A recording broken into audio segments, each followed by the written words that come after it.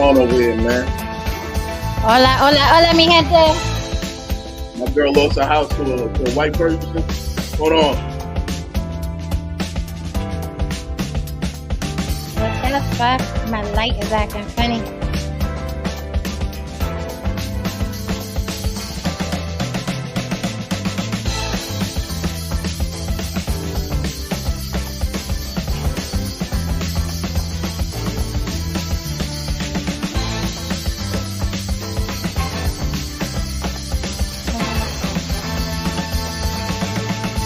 You guys, all right, you guys.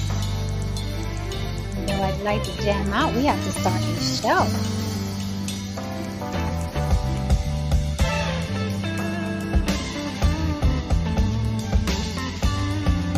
Yes, that is the topic. Gold Crown ICG. I just watched that Paul Moon video. Did you? Yeah. Look at you doing your homework, Georgia Porgia. I love it. I want to hear what you have to say about that. That's yeah. You know what? I'm probably, like most nights, I'm probably not going to say what people expect me to say, right? Mm-hmm. But we shall see. Maybe it is what people expect me to say. Yo no sé, right? Yeah. So welcome to another episode of On the Block with Jen. Yes, it's early in the week, but we bring in the smoke early in the week, okay? Lily, darling, how are you? I'm great. Sorry for the tardiness. I'm tardy for the party. You ain't never tardy, doll. You ain't never tardy. The party don't start till I walk in. There you go. There you go. Okay, welcome everyone. You guys know the deal. Let's pay some bills. You can. Yes, we got to get the bills out the way first so we can have fun after. You know how business goes, right? Women are so much happier when you finance them. Yes, we are. Cold hard truth. On the Block with Jen Cash App, scroll in at the bottom. Thank you so much from the bottom of my whittle cold heart for the people that cash at me when I'm not on air because they caught the replay. That is where you can be discreet. That's my business and yours. If you want to support the show and be discreet, if you don't care about where your money goes and people seeing it, then super chat us in the chat and we will bring your comment up so we can argue with you. Everyone is welcome up on the panel. You see George is a frequent guest. Come on up here. We prefer you show your face however. If you want to hide behind an avatar, your hair's not done, no makeup, you didn't get the shape up, fellas, your beard fucked up, you can pay the lady and we will let you up behind the avatar, okay? There's a fee for hiding, unfortunately, on the block. If you want to come up for free, then show your face because we like faces. It just makes for better conversation. All right, guys. And shout out and thank you so much to everyone who does cash at me when I'm not on air. I appreciate you, to the ladies and the gentlemen. Thank you very, very much. Let my panel introduce themselves really quickly because we're going to get into this. A lot of people are waiting for this conversation and I don't want to keep them waiting. So if you guys got fluff, save it for tomorrow. Lily. I'm Lily of YB Limited. That's the letter Y, the letter B, the word limited. It is spelled here on the screen. You can find me here on YouTube as well as TikTok, Facebook, and Instagram. All right. That's about it for me.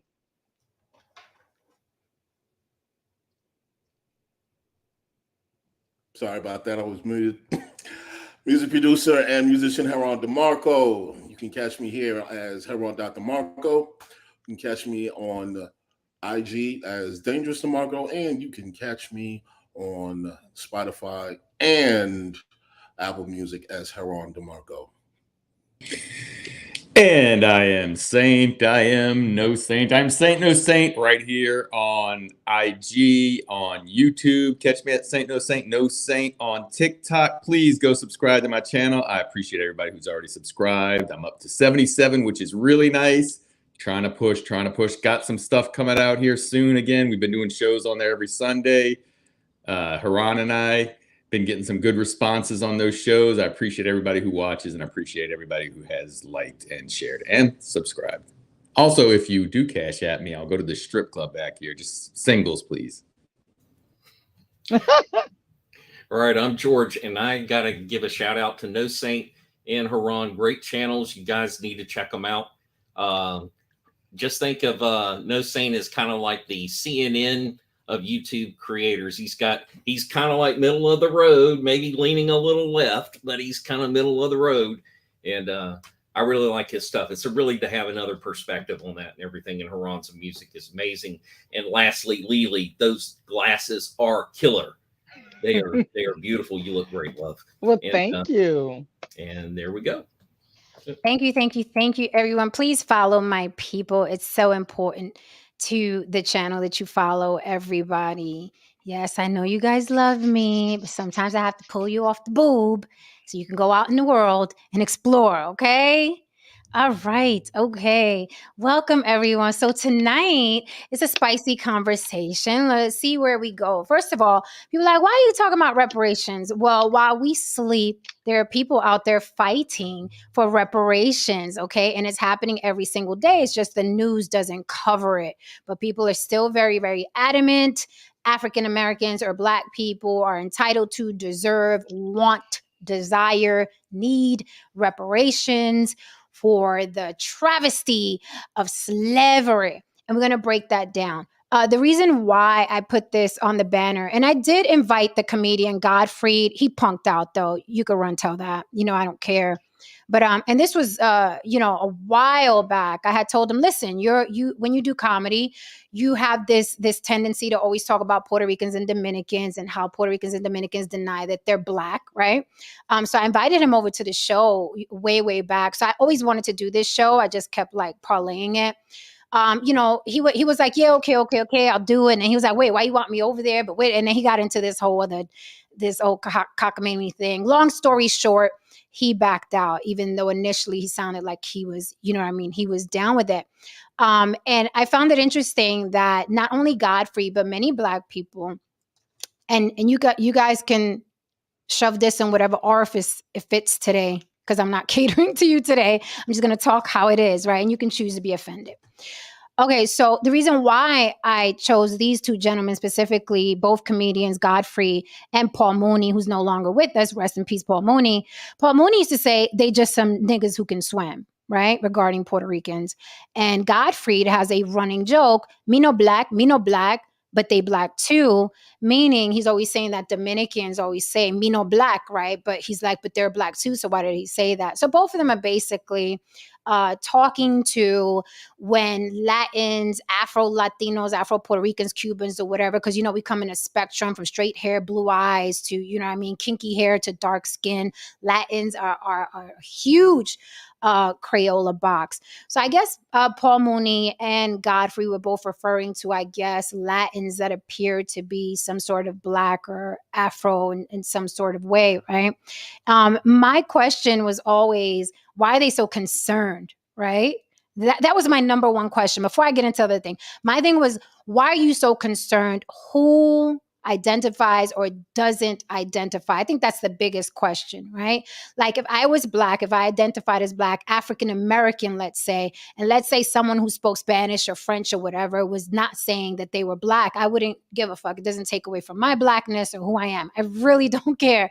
Your Blackness or lack thereof has nothing to do with me, right? Hence, I invited Godfrey because I wanted him to explain and I wanted to debate it with him. I did try, you guys. I got the DMs to prove it, but he didn't want to pull up, and that's fine. And this was months ago. I don't know what he's doing now. I'm just telling you what happened because I'm giving you the real and the whole entire story. Okay, so here we are. Fast forward, reparations. Who is entitled, right?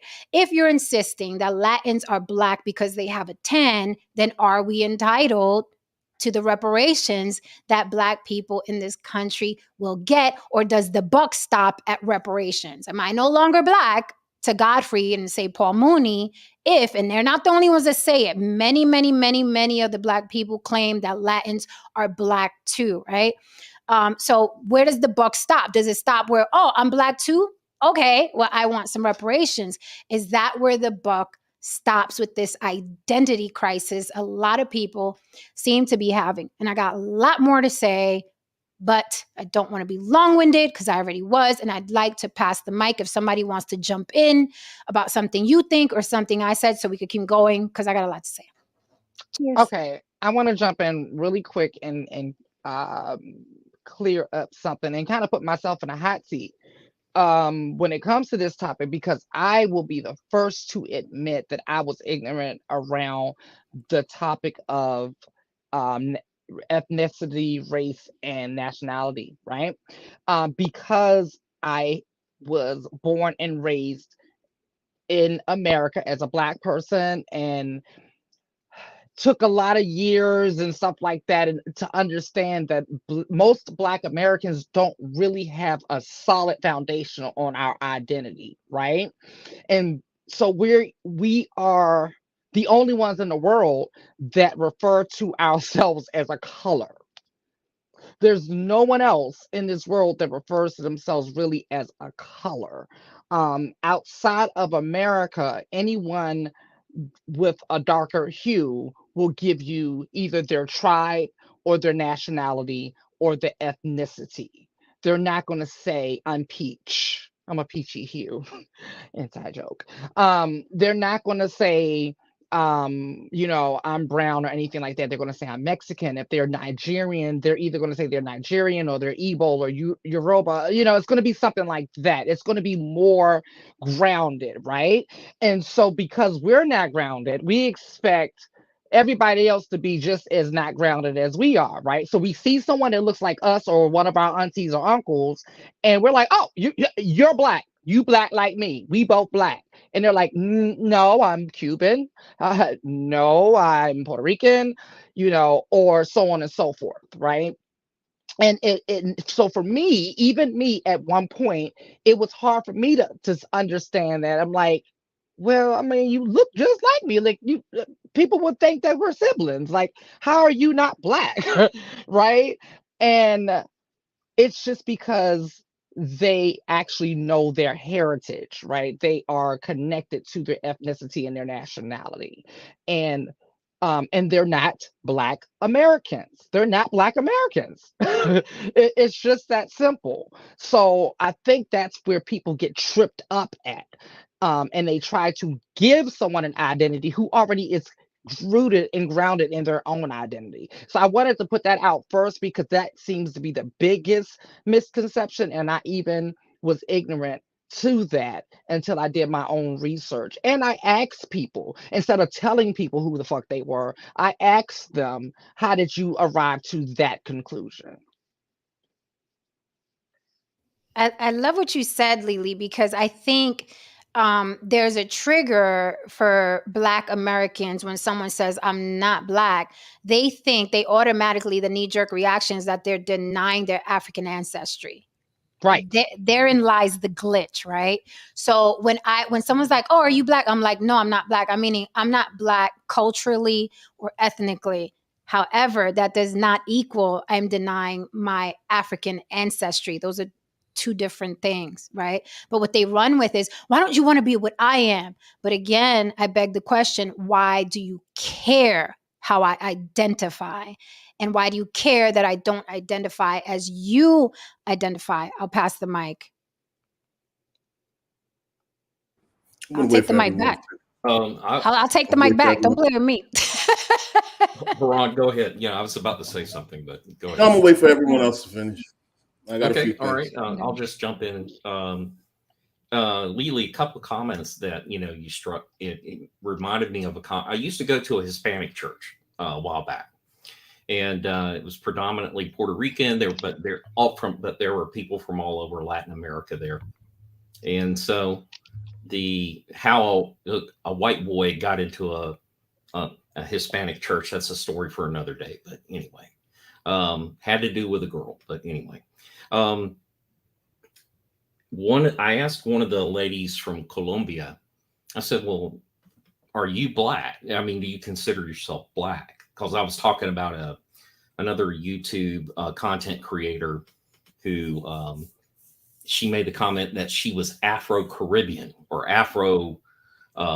She didn't really see herself as Black. It was really more of a cultural national identity. And I kind of wondered, okay, Puerto Rico was a slave colony. Dominican Republic was a slave colony. I believe they had slaves in Cuba too. But it's really interesting. And then of course, Venezuela, Brazil and so on. But I wonder why here in the United States, why Black or African Americans here, if I'm, just call it what it is how, I don't know where they've separated that identity. Maybe it's just somehow in slavery here, the way they did it, they separated them from their culture and, and their identity, kind of tried to force them into this, like the Western European mold of thinking, if I'm just, not trying to do that. And one last thing before I turn the mic over is about Godfrey.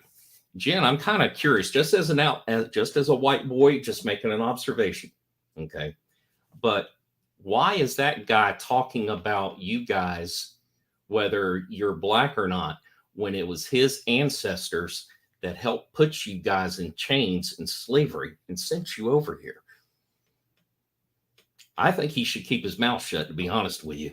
Oh, shots fired from George. Hey, listen, his ancestors and mine were complicit in bringing you guys over here. Okay. So if he wants to, I'll be glad to debate that with him, because I'm like, where are you coming from, dude? Your parents are from Nigeria. They took slaves out of Nigeria. I mean, one thing that, I like to, I'm reminded is that the slaves that came here were not free when they were put on that ship. They were enslaved already. And in the way they did it back then, just get quickly, y'all know this, but I've been doing some research and reading. They would one group would conquer another one, and they would kill all the leadership. Okay. They'd kill the king, the chief, whatever you want to call it, whatever it was. They'd kill the family of those. And then what they would do is they start deciding, okay, who's the best and brightest out of this? And who are we going to keep?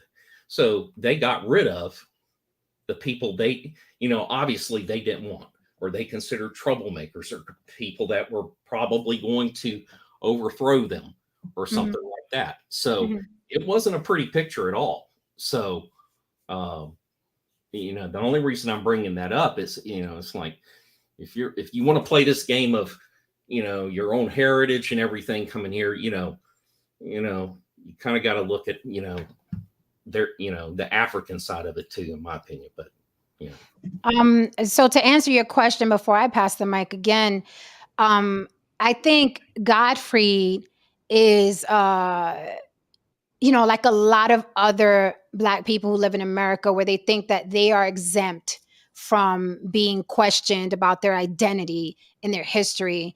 But like I say, the pendulum is swung all the way over to the other side. And I say that often because before it was like, okay, Black people feel oppressed or they are oppressed. So now they have power via social media and things like that. So now they're like, well, I can say whatever I want without repercussion because I've been oppressed.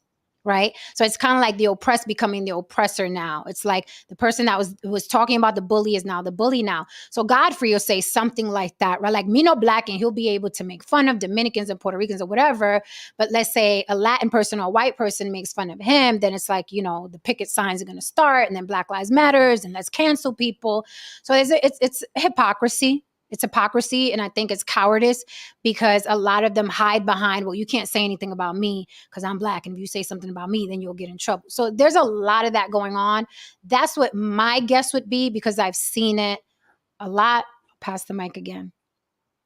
I just want to get down to brass tacks. I really don't give a fuck, about, constantly going in circles about history and whatever, what have you. We're all aware that, niggas sold niggas into slavery, for some hats and spices or some other bullshit. I'm not going to get into that. We're not going to get into that. We're just not going to get into that. What we are going to get into is the fact that, okay, say if they actually was going to cut the check tomorrow, do you really think that they wouldn't put a loophole in there that they wouldn't benefit from the check? Everything that they fucking gave to Black people in America, they benefit from. Motherfuckers gave you Juneteenth, and they took off work. How the white man give himself a fucking holiday for motherfucking realizing that a couple of niggas was free? Like, how you gonna reward yourself for some shit like that? That's the first thing. Number two, another thing, also with the civil rights movement, white women benefited from that. The African, the affirmative action, white women generally, benefit from all those things. Everything they give to you, they benefit from it.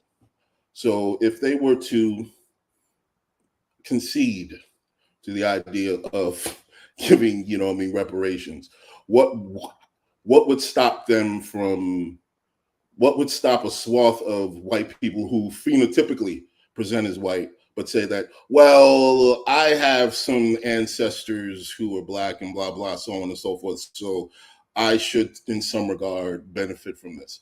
Like, there's going to be a loophole. You're not going to get everything you want. Are you willing to fight against that if that happens? Or are you just going to get fucking cupcakes and butter biscuits and be like, well, we're just going to negotiate for whatever we can get and keep it moving? And that's where I am on it. Like, what stops them from giving you whatever the fuck they want to give you? What if they say, yo, we're just going to give y'all, I don't know, we're going to give y'all all the fucking tax break and you're going to just get $100 fucking. That's your reparations. What are you going to do? What are you going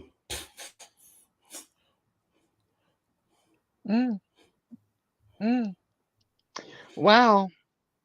I mean, there's a lot of places we can take this. I'm like, I don't even know where I want to take this right now. I see people are upset in the chat or whatever. People get upset anytime you mention the fact that the Africans were complicit in the slave trade, right? It just could not have happened without a certain number of Africans being complicit, as well as Not only complicit, but down for the business. Down for the business, because Yeah. you always hear me talk about this. It's always, no, I'm not American. I'm Caribbean. I'm Jamaicans, and Jamaicans were with the shits. We killed our fucking slave masters. Anyway, go ahead, Lily. It's always class before race. Okay, there's always going to be economics before race. Race is going to be in there, but it's always going to be class first. So if you have two groups that are the same race, they will enslave each other for economics. And that's what was going on before the slave trade that we constantly speak of. There were other slave trades. There were whites were enslaving whites, Africans were enslaving Africans, then whites enslaved the Indians, and then this person enslaved you've had slaves since this earth has been in existence, right?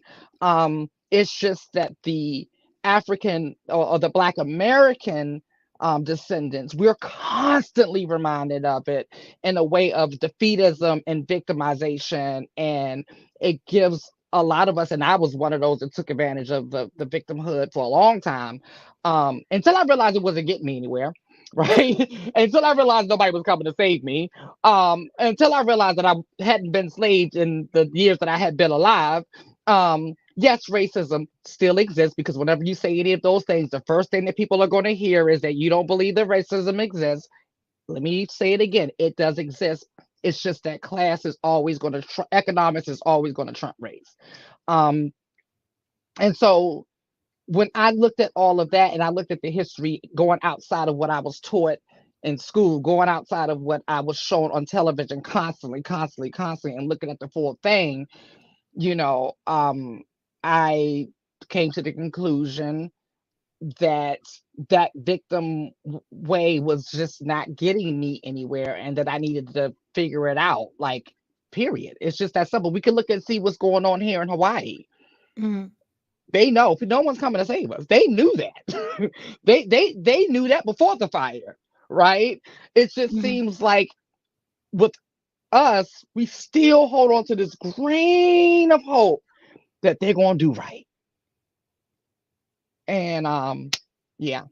Good luck. Okay, so I want to grab this comment.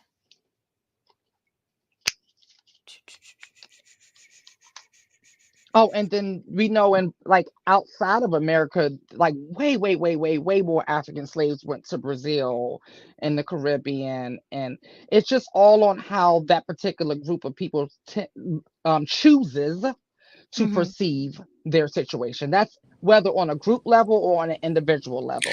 How you choose to perceive your situation is how you're going to move. Yeah. So I think that some of the stuff we're talking about is that we need to be able to take a look at history and realize that it's not black. Nothing's ever, excuse the pun, black and white when it comes to history. There's a lot of stuff that happens. In other words, people can act like they're all one today. Like, let's just say Mexico. We know in Mexico that there are different factions in Mexico. There are the light-skinned Mexicans that were more of the Spaniards, and then they are the indigenous, and the light-skinned Mexicans are the ones that are on TV, and the light-skinned Mexicans are the ones that have the money, right? But my thing is, why was Mexico conquered? Just like why were the natives in America, the Indians, if you want to call them the Indians, Native Americans, the First Nation people conquered? Is because none of them were together. They were all separate tribes fighting each other, and that's what allowed small groups of Europeans to come in there and conquer. But we can't not look at the other side too, and that's what George was bringing up, was that he's saying, well, there's two sides to the story, and I get that. Now, why in the U.S., and I'll leave this to someone on the panel that's not white to explain, why in the U.S., like Haran said, in Jamaica they overthrew their oppressors, in Brazil they take on a different identity. They take on, it's more nationalistic there, just like in these, and so other countries that are south of the United States take on whatever country they're in, and the culture has developed and the cultures have mixed, and they become Colombian, or they become Puerto Rican, or they become, and they don't have as much division within the people. I don't know why that is necessarily. And so, I mean, I'm just going to leave it there. I'm just curious to hear your opinion. That's really quick. Hold on. I like that comment. Maroon Planet says Caribbean is ground zero. It seems like professors and a lot of other people agree with that statement, right? So I have an article here, who will get reparations first, and are going to, why Puerto Rico is entitled to reparations. And that's why I wanted to have this debate tonight, or whatever it is that's going to come out of it. But Puerto Ricans are entitled to reparations, and it has nothing to do with them identifying as Black. So you must research why Puerto Rico is entitled to reparations. I think in America, there's this myth that only the quote unquote Black person is entitled to reparations. That is untrue. That is a fallacy. You must do your research. There is a world outside of you and your Blackness. It's like, I am born and raised in New York City, and I would see, after I left New York, where I would travel, I would work downtown corporate, I would go back to my neighborhood, and I was like, it is so fucking sad that the youth in these communities don't understand there is life beyond the block. There's a whole world and life beyond the block. Unfortunately, the block, their world is yay little, and they only know MLK, Martin Luther King, and Rosa Parks, right? You ask them who Albizu Campos was, or Lolita Lebron, or Bentances, or Arturo Shamba, I don't know, right? So it's a sad thing. So I just wanted to read this real quick before I pass the mic to Haran. It says, data backs up, according to a UC Berkeley professor and reparations task force member, a breakdown of data often shows Black citizens with Caribbean or African immigrant backgrounds have a clear advantage over Black Americans whose ancestry is traceable to American slavery. So that goes back to what Maroon Planet said. The Caribbean is ground zero.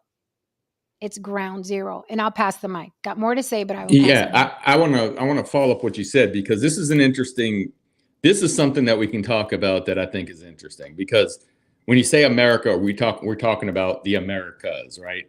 And so, for instance, Jamaica, they had, and Haiti, and all these Latin American countries that had slaves, are due reparations. Now, are they due reparations from the United States? Because some of these countries were not, it was Spain, it was England. So if you're saying that these people are due reparations too, that may be true, but it doesn't necessarily have to come out of the United States. And that's where I would say that Black Americans would have some kind of right to say, wait up, this is from our ancestors in this nation. If you want your reparations, go talk to England, go talk to Spain, go talk to France, go talk to the other colonizers, the other countries that colonize places over here. Right. Well, I know for Puerto Rico, it'd be America. America owes the money. America owes that money. How's that? Yeah, because they were Spain before they were. It was Spain before it was America. Before Yeah, it was but US. who's holding Puerto Rico hostage today? Spain. Who's holding it hostage today? Why isn't it independent? Who's holding it hostage today? Is it Spain? Didn't they have referendums over there that didn't pass? For they wanted to get out from under the United States, and they've had several referendums over there, and it didn't.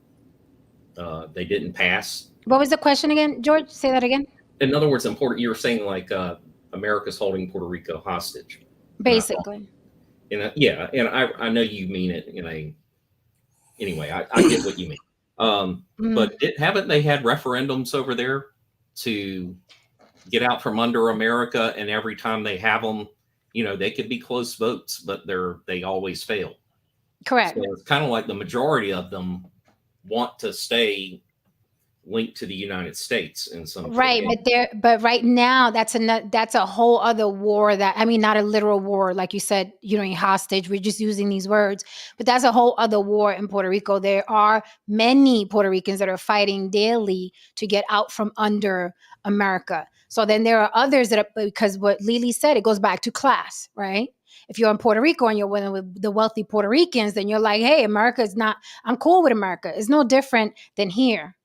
It's really no different than here. It's a class thing. It's class. Yeah, and I think like Mark Anthony, Ricky Martin, they don't much care about, you know what I'm saying? They don't much care about getting free from America. But you're talking about the locals, the working folk, and they're like, fuck America. So it's a class thing. And I think, and listen. I just need to say something real quick. Okay. Meanwhile, in America, we run entertainment. You niggas don't run shit. You run entertainment. What do you mean you run entertainment? No, I don't know. You run some shit when you own the building, when you own the distribution, when you tell motherfuckers when and what time to show up, when you can shut the lights down, shut the lights off, and either motherfuckers starve or they thrive. That's when you run shit. See, here's the thing. Just as long as you get the camera on you, just as long as you get a symbol, just as long as you get a butter biscuit, just as long as you get a pat in the head, at least you're not fucked up like Jamaica. At least you're not fucked up like Brazil. Isn't America amazing? But you're still fucked up, though. You're just not as fucked up as the other black people in the world. You know what I mean? But at the end, I'm cool because you know what? I know myself. A lot of you don't. A lot of you have no fucking identity. You stand for nothing. You at every given second, you want to be an Italian, you want to be this, you want to be that, and so on and so forth. You have absolutely no sense of pride. You have no sense of who you are, and you're not willing to fucking get busy for whatever the fuck you believe in. You can do the research. This happened in Jamaica a couple of months ago. They built a couple of, they built a couple of, I believe, hotels on Jamaican soil the other day. And they told the Jamaican people that this is only for Asians and whites. You know what happened? They burned that son of a bitch to the ground. The fuck you mean we can't come up in here? They burned that bitch to the ground. You can look that up. So I'm not playing with none of you. I'm not gonna beat your fucking chest, and at the end of the day, you getting ass fucked in a country that you helped build. Fuck out of here. Donald Kersey says, I don't see one drop of African ancestry in you, Jenny. But hey, what about my daddy, bitch? What about my father, bitch? That's my father, bitch. And I digress. This kind of look like me. Oh shit! I I told know, you he right? does. Yeah. It's I did a hilarious. little comparison. I said, yeah, he is almost as He dark. does kind of look like he as, with the shits too. Yes. Now If I here do to say so play. myself. But If I, Okay. is your yeah. mom like really light skinned? You know, Oh, yes, she is. Yeah, sorry, I didn't. Yeah, she is very much so. She used to get confused for Italian or Irish when she was young. She was very young, redheaded, young. Okay, I'm still laughing that they want to be Italian thing because I was I thinking know about a that's whole bunch of like just me too. Yo Gottis and all these people naming themselves after like mafioso, Capones, and Capone, Noriegas, and Noriega. Well, yes, he's it's like Latin. yeah, but still everybody but Yeah, a Black yeah, American or an African or right. it's always homage to everybody else but your own Black people. China, Asian Right. doll. Right. I'm wearing Prada, Gucci, Louis, but nah, I'm not going to support nobody else. But yeah, but Um, get me a child. Bye. So, continuing in the article, it says Black Americans and Puerto Ricans share a history of oppression, racism, and exclusion. The former suffers from the vestiges of slavery and systemic discrimination. The latter, as a territory of the U.S., still lives under a quasi colonial government. It should be noted that Puerto Rico, like most of Latin America, has its own troubled history of slavery as well. The ongoing reparations debate for African Americans would be a stepping stone for future Puerto Rican reparations and decolonization. What say you? What say thee? I'd like listen. I don't know. I don't know what it would look like for some of these places that like Puerto Rico to be on their own. There are. God, this is going to sound awful coming from me. I don't think there are a lot of people complaining to like the Puerto Ricans they were able to leave out of Puerto Rico and come to the United States because they have a U.S. passport or travel the world because they have a U.S. passport. I think now, what would it look like if the United States wasn't there? The United States simply has Puerto Rico for positioning. They have a base there, and it's positioning and be able to project American power. And that goes on. That's around the world. There's several bases like that. But it'd be interesting. I don't know what Puerto Rico's economy or how they would fare without. I know there are a lot of poor people in Puerto Rico. I know it's very poverty stricken. So I don't know what the benefit of us being there either, other than having a base there and and a protection. So I think that'd be. But again, what I want to say is,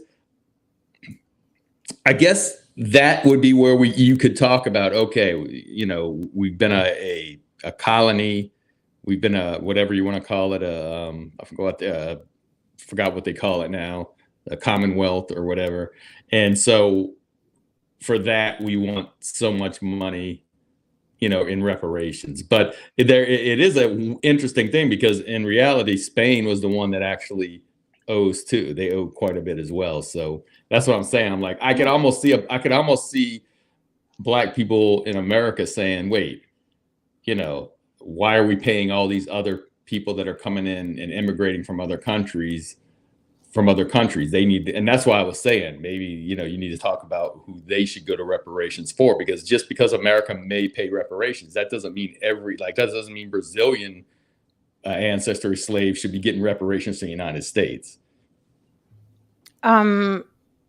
Thank you for the super chat, Adam Hearn. Adam Hearn says the UK gives pathway to citizenship to former colonies. That is as good as it is going to get for West Indies. With Spain, it's more complicated. Thank you, Adam Hearn. So again, I want to stress that Puerto Rico is entitled to reparations, but not because they are Black too, right? I just want to keep driving that point. So going back to this article, which is very interesting, by the way, Puerto Ricans are still financially inferior in terms of every government legacy, including Social Security and Medicaid. Those are hundreds of billions of dollars over a nearly century. The median household income in Puerto Rico is less than half of that of Mississippi, the state with the lowest figure. However, to solve the recent debt crisis, Puerto Rico is under austerity measures instead of economic stimulus. More tangible one is the bombing of Vieques, a U.S. military base in Puerto Rico, like you said, they're in Puerto Rico. Imagine an area right next to your home gets bombed every morning with plutonium-tipped bomb. That was the reality in parts of Puerto Rico until till recently.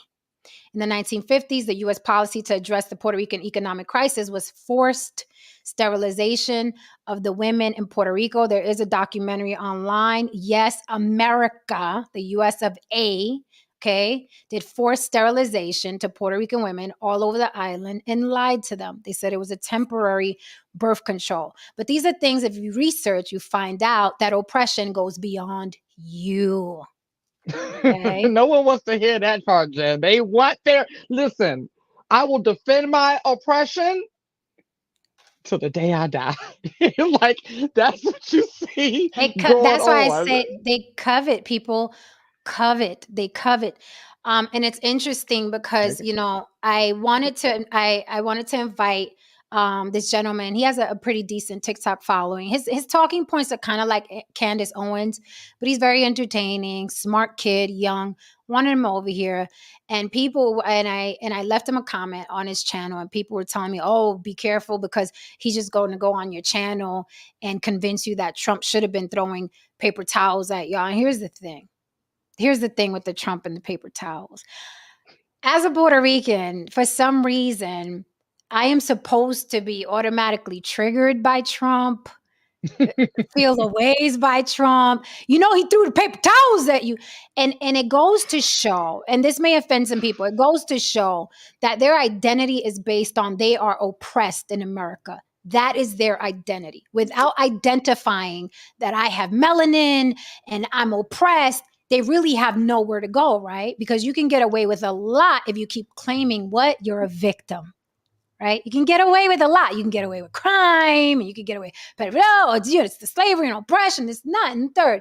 So it's interesting how, again, people want to pull you into their misery. So when he said that to me, and I said, well, if he comes to my channel and says, Trump was justified for throwing the paper towels, first of all, people caught them and didn't throw them back. Now, if I was there, I would have caught one and threw it back. Right? So I cannot be offended for people who weren't offended. That's one. I cannot be offended for people who weren't offended. That's one. Two, if this gentleman were to come here and say anything like that, it is his fucking opinion. It's his opinion. And I choose whether or not I get offended by it. But then Trump would have to be really important in my life for me to be offended. And I don't think people can grasp or understand that. The average human being enjoys being offended so much so they get offended for other people. If you talk about their favorite celebrity, if you talk about their favorite athlete, they choose to be offended for that person that has nothing to do with them. I am not cut that way. I'm not that girl. I don't give a damn. Oh my goodness! Someone has used the word tethers in the chat, and it's so amazing, and it's expected because black people tend to become so whitish when they feel threatened, and then when they have the opportunity to look down on someone that they feel is in a different hierarchical space, they act real white, man. And here comes the slurs. Here comes the tossing of the toilet tissue, and here comes all that shit, right? Oh man, because how dare you take away my trauma from me? How dare you? I have a patent on suffering. We have a patent on supplication. I will not share this. This is my identity. I want to answer Adam Hearn. Adam Hearn, the word tether was it's a word. Let me tell you what it means to the people that say it in YouTube, because there's like a Merriam-Webster's definition. But let me tell you how people on YouTube are using it so you're clear, because there's two different definitions. There's Webster's, and then there's Tariq Nasheed's flying monkeys. Okay? There's two different definitions. So if you're asking me what it means and how it was used in the chat or how it's used on YouTube, it's actually a word that Tariq Nasheed uses to divide people of color, specifically who have African ancestry. That is a word that he uses to divide Black people, so Black people can fight each other. So Jamaicans can fight Africans, whatever. So if you're a lighter hue of skin, right, then you are, according to Auntie Tariq, a tether. Right? So there are two different definitions. So Adam, the way they use it in the chat or how you see it on YouTube, they are Tariq Nasheed's flying monkeys. And they do his bidding and they repeat his words. Like we said yesterday about these YouTube characters. They coin these phrases, they give it their own definition, and then their flying monkeys fly all over YouTube. They fly all over YouTube, spreading the good word and the good gospel of their YouTube leaders. So I hope that clears it up. That's what it means in the YouTube space. Now, if you want to get the real definition, then you're going to have to go to the dictionary. I hope that helps. Oh, Jen, I just wanted to say too, Haram raised this point a few minutes ago when he said, well, who's going to be defined as black? And you guys know where I'm about to go. You know, you look at my lovely, pretty face, right? You know, I think it was on my first night on the show or the second night. I ran down my genealogy list, right? 0.8% African. So to Haran's point, they will rig the system where people like me, and I'm not going to lie, I will be right down there getting my $5 or whatever it is for that. $5. Yeah. As ridiculous as that is, but if they make it legal, you know, for that, Haran is totally right. They're going to rig the system to where you guys won't get shit. You think all that money? You think the white man really gonna cut a big ass fucking check and he not get a fucking piece of that shit? Let's listen. There is no way it is going to be. This is what's funny. If this is exactly what's going to happen, if they do say, okay, we're going to pay reparations, you're going to have everybody. He's right. You're going to have everybody from every corner saying, I deserve a piece because, you know, my grandmother's was octoroon, if that's an appropriate term anymore. Oh, it was so inappropriate. God damn it.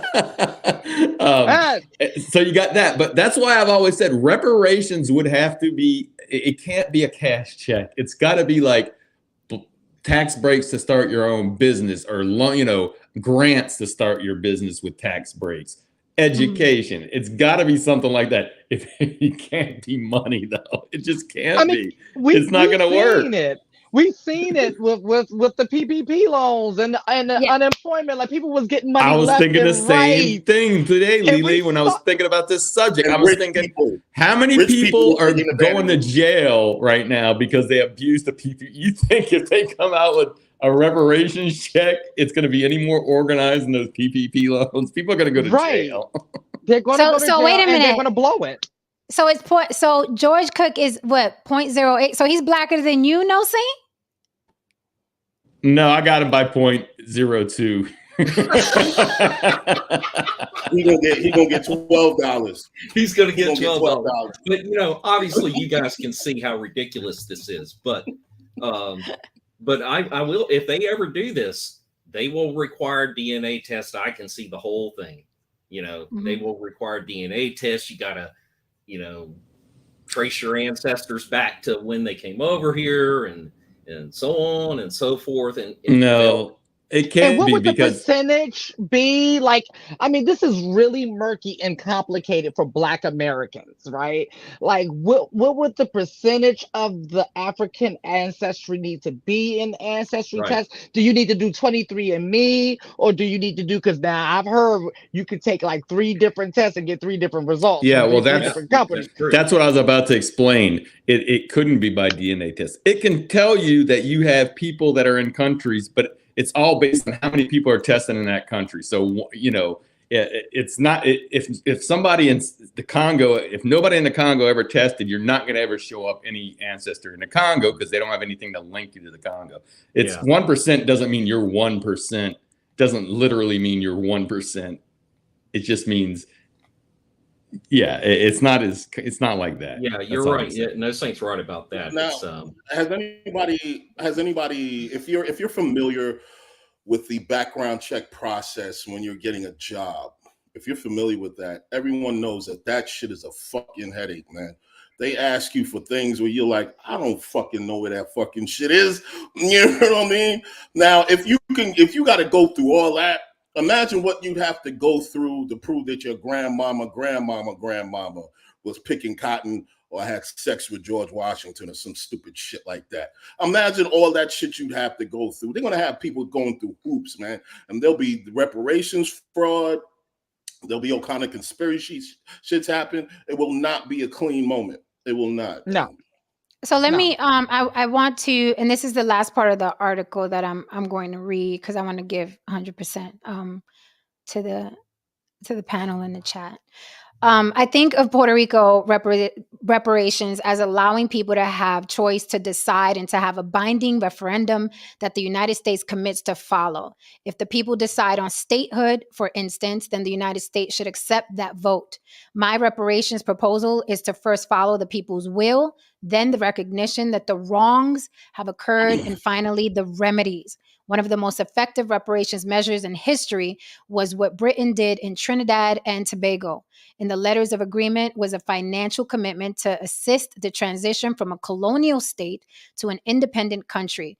It was binding for the former colonial ruler to provide support for Tobago's people to pursue their self-determination, both in terms of economy and governance. And this goes back to something you said, No Saint.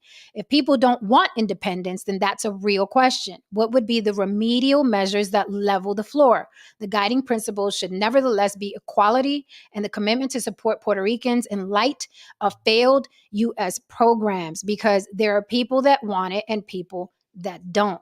So they have to come up with a way that makes sense. I think right. it's just coming up. That's like Hawaii is the same way, you know, and Alaska, you have separation even probably in Texas. Texas always trying to separate. But you're right. Like it would have to be a majority of people that would want to have separate. Guam is another one that's out there. There's a ton. Listen, there's a ton of little places people don't even realize the United States have a foothold in. Yep. And that's the thing. A lot of people jump into these conversations.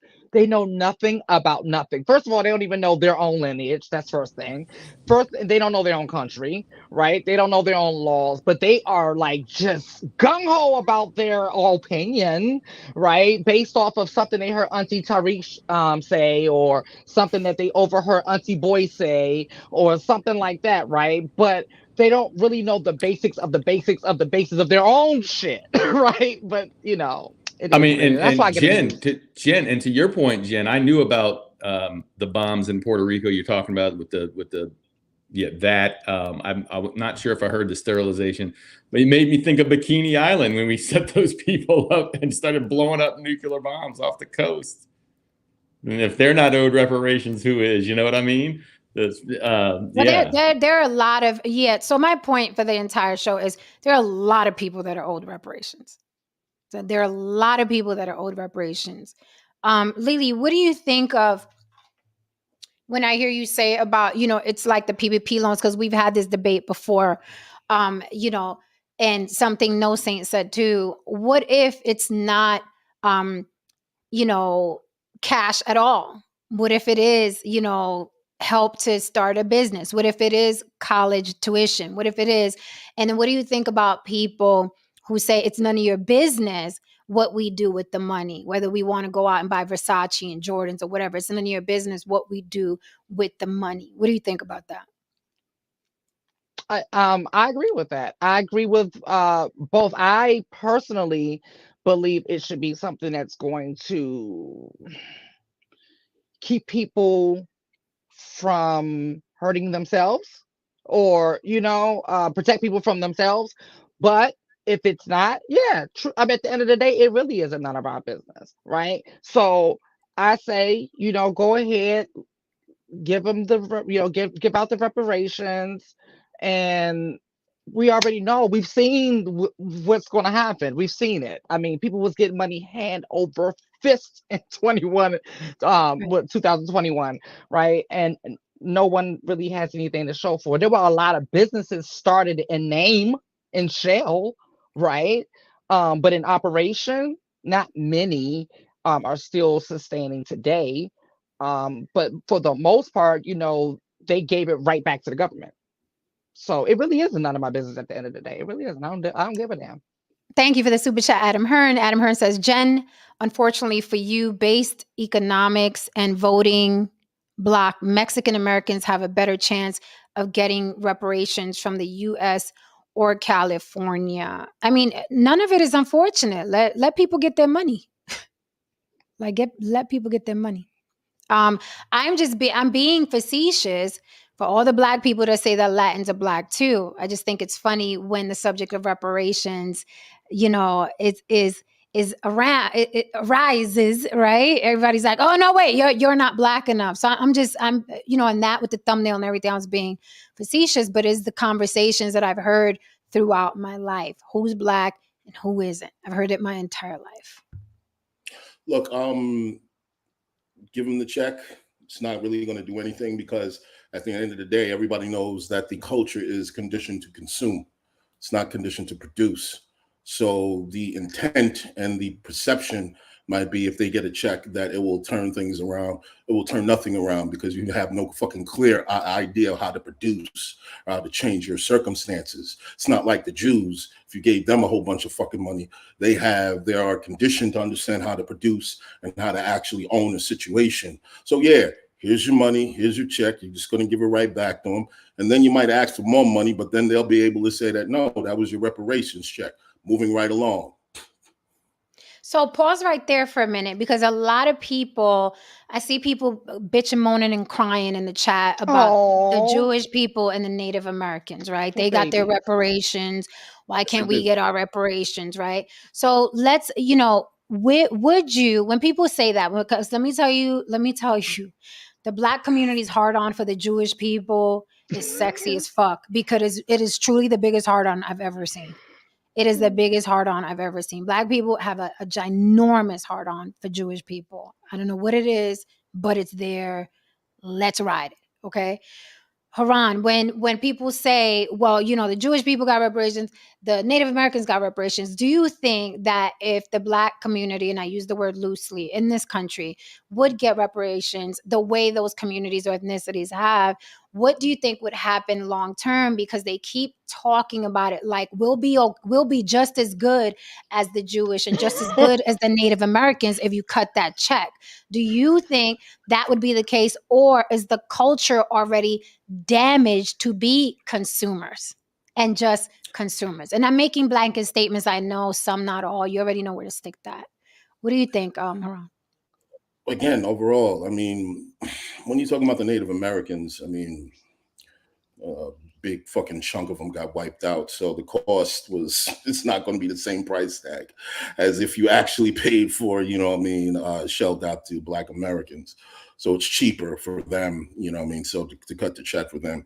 With Jews, there's pretty much a consequence for not doing business with them, for not, complying. Ain't no fucking consequence for Black people if they don't want to fucking do it. What's the consequence if you never get reparations? Can someone tell me? Like, what's the consequence? Like, what happens? You don't go to work? Like, what happens? You storm the castle?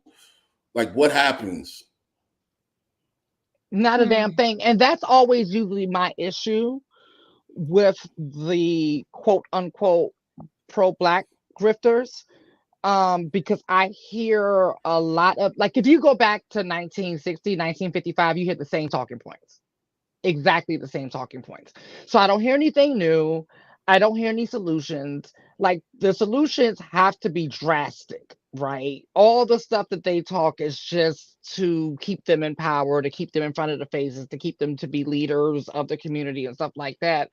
But I rarely ever see. The thing is, we're so divided that we can't even get together to even come up with any clear cut of what we even want, number one, and what the consequences would be if we don't get it. Okay. And the reason being is because we don't fucking like each other, but we want to keep talking about the scary white man, and this is not, like, we have enough stuff to figure out on our own within our own community before we can even get to that. We would never be able to get to that until we address hard questions within ourselves to ourselves. I mean, Hit that I like know for me. Hit that like and subscribe for me, gente. If you are here, I'd love to see you permanently here. Hit that like and subscribe. Question for another you. thing too. Quick question. Not quick question. Quick Go ahead, statement. Ron. Again, every time I say this, everyone changes the subject, and I brought the numbers, I brought the data, I brought the proof. Billions of dollars flows through the Black church collectively yearly, and they're not being pressed to actually invest in the community. The money is there. Why aren't we not asking them, what are you doing with these billions of dollars that's tax free? What are you doing? Even Farrakhan has actually asked this question, and nobody wants to ask this question. Nobody wants to press them. So are you really serious about doing what's necessary in order to improve the community? Or is this just about sticking it to the white man? And I promise you, if it's just that, it's not going to work out the way you think it is. It's just not. Interesting. Lily, question Yeah. for you. If you could wave your magic wand right now, and this is Lily's on the throne to do the change that's necessary in the Black community, where would you start? What are some of the top 3 or 4 things you think need to change, like right now? ooh, I think about that a lot, George, and I always get stumped, right? Because there's so many micro issues within the community.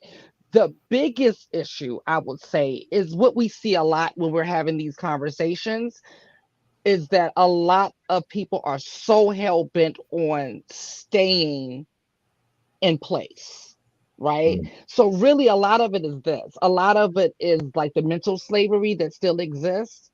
So that will, I guess, be the first thing we have to kind of unlock a lot of that. I don't know. It's so many different things is wrong, Yeah. right?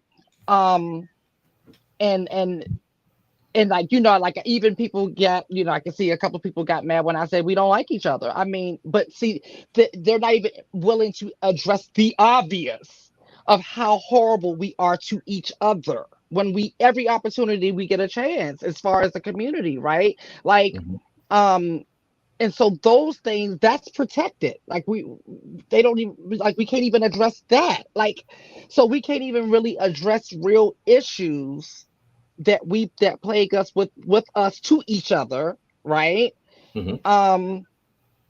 Because the first thing we're going to do is either go to the victim card or go to the white man is this and that and did this and he's this and that, it's going to go to all of those places every single time. And the thing is, it just starts to look like insanity over the decades.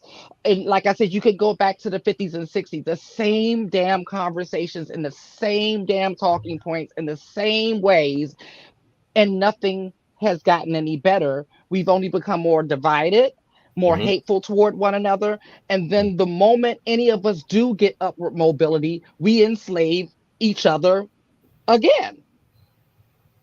Lily, you talked about you started a couple of companies and you've been successful. Have those in the Black community around you have taken shots at you for being successful, or you haven't really seen that? Yes. It's the whole crabs in the bucket thing. Yes. Yeah. I have so many stories about so many stories. And I remember when oh God. I remember, starting my business and I was in Atlanta, the Black Mecca, and I'm like, oh my God, like this is going to be awesome. I'm around all these Black people. I'm gonna be able to do all this beautiful business. I was quickly disillusioned. But then in addition to that, what made it even more sad, like, and even to say this, motherfuckers is gonna be mad that I say this is my experience. Like the first time I had my business really respected, where someone wasn't trying to talk my prices down or talk me down or anything like that, came from somebody outside of my race. And that shit saddened me because I was so like bright eyed and bushy tailed, and I just think and that just wasn't the case. But we're not allowed to talk about that. People will defend that. Yeah, Right. because you So might get that called a is, coon or something like that. yeah. Yeah, Yeah. yeah. Anytime you address real issues in our community, that's gonna be the first thing that comes out. Nobody wants to take real accountability for real issues and real things that happen and how we really treat each other. It's really horrible. It's really horrible. I see how black women treat black women. I see how black men treat black men. I see how black gays treat black gays, like and so on and so forth. And this is coming from someone who's lived in very multicultural neighborhoods for the majority of my life, but then I have lived in all black neighborhoods, which was a completely different experience. And I've lived in a couple of all white neighborhoods, right? Yeah. And so I have things to compare it to. Plus I travel a lot. Plus I read a lot, right? So my conversations are not going to sound like real basic, I think So you I said don't your expect family, them. doesn't your family live in Prince George's County, Maryland? Or Yeah, some of them do. Yeah, I yeah, would my say mother. like, I mean, look at that place right there. I mean, just what they've done. I don't know. It's just Quick thing to Christopher Hitchin. His comment: African Americans have a collective net income of $2 trillion annually. That makes us an economic power, but the church has a stranglehold on it. Motherfuckers really think I be making this shit up, but Jesus. it is what it is, man. It is what it is. Y'all over out here begging for a check, and you're just giving away your fucking power. But it is what it is, though, man. Jeez. You gotta take that man's word. That man knows his shit, Christopher. He knows his shit. I ain't messing with Yeah, Christopher. but collectively, if those stats are correct, that's a lot of money. But to act like And you can somehow get consumers. everybody together and use it to one thing, like we're gonna take 2.2 trillion and invest it as one person, that's never gonna happen. That's the thing that starts. But Oh It's no, like I'd it like just to has know to be enough. if collectively it's 2 trillion in the black community, what is it in the white community? Absolutely, And I we understand don't what pull you're it saying, together. but There's no it such just thing has as pulling it. It's like like pulling it 6, 7 together. times as much. No Saint. What's that? Our economy is like about 15, 16 trillion dollars. So 2.2 is roughly, maybe 1/7, 1/8 of that. Yeah. But the point of the matter is that even if that's Yeah, but let me say this roughly, let me say something to this to what No Saint said. The white community isn't in dire straits like the black community. No, you're right. But I'm saying that they have to go out their way. If life is so horrible for them, then they have to go out their way to try to come together. White people don't give a fuck about coming together because right. being white here, even if you're a meth head in a trailer park, is better than being a black person. So they don't have that pressure on them like that. So they must, if they want change, or they can keep fighting for reparations. I mean, it's free will. People can do because what I they mean want. to look at that, a lot of that is consumerism. 2.2 trillion, a lot of it's consumerism. A lot of it is not ownership, generational wealth, and things like that. Like we've been trained to be consumers, including myself. I had to untrain myself, right? Um, it's just so many things that plague our community that we just are not willing to look at or address. We will defend it. I mean, look how much how much we see our community defend our degeneracy on this show. When we show Exhibit A of Black degeneracy, we will have a ton of people come and defend the Black degeneracy I'm talking about tooth and nail. They be ready to fight to defend degeneracy within the community. So it's like, what can you do? What can you do? The hands are tied. Right. And here is George Cook. Here's my mama. That's my mama. Aww. And that's me. I And love I it. see where you get your good looks from. Thank I you, love thank you, it. thank you. That's my mama. So they were, completely No. different, opposite sides of the spectrum. So I understand what Jen was saying but all I'm saying is anytime somehow, let's just say there's a collective thing and there's somebody running the $2 trillion economy, people are going to be stealing. It happens in every community. There's people going to be ciphering that off. They're going to be mishandling the funds. But I'm just saying it's really not you can say you have $2.2 trillion collectively, but there's never going to be a collective when it comes to spending that money, whether you need it or not, because just like anything else, no, but like anything else, like you're expecting someone who makes it to actually care about people who are struggling. And in the end, it's the people who are making it are saying, I made it. And, why am I going to take a hit? I'm up here. I'm going to protect what I've got. I'm not, that's how it normally works. Anybody that makes it. I see it differently than you're looking. Hold on. I see it differently than you're looking at it, No Saint. The way you're looking at it is unrealistic. It's fantasy. It's a mirage, right? Mm-hmm. I don't think people are saying that the Black community is worth $2.4 trillion. We need to come together and kumbaya. But that is not what's being said. What's being said is if there's $2.4 fucking trillion, then you are not as oppressed as you fucking claiming you are and needing this reparations. If there's $2.4 trillion of spending money, then you shouldn't be in the position you're in. I think that's where it's coming from. Not, everybody put their $2.4 trillion together. And then you won't be broke anymore. We understand class. We understand that rich Black people. I mean, there's rich Black people that are like, I don't see racism. Mm-hmm. Mm-hmm. Right? So you're never going to get them to care about the people that are poor. Of course not. However, the point still remains. How many billions through the Black church? $2.4 trillion collectively. That means that there is money in the community. There's money in the community, and it doesn't have to be in the condition that it's in. That's my opinion. It does not have to be in the condition that it's in. It's about a lack of self-determination, not a lack of reparations. No, go ahead. Wait 1 second. No, say. Let's just take the scenario that we just gave you right there. Just keep that to the side right there. How is that not a better road to go down than waiting for the government to cut a check? And what is the incentive for them to do that? And what is the consequence attached if they don't? Can you explain that? Wait, what scenario not better? What the $2.2 trillion that we just discussed.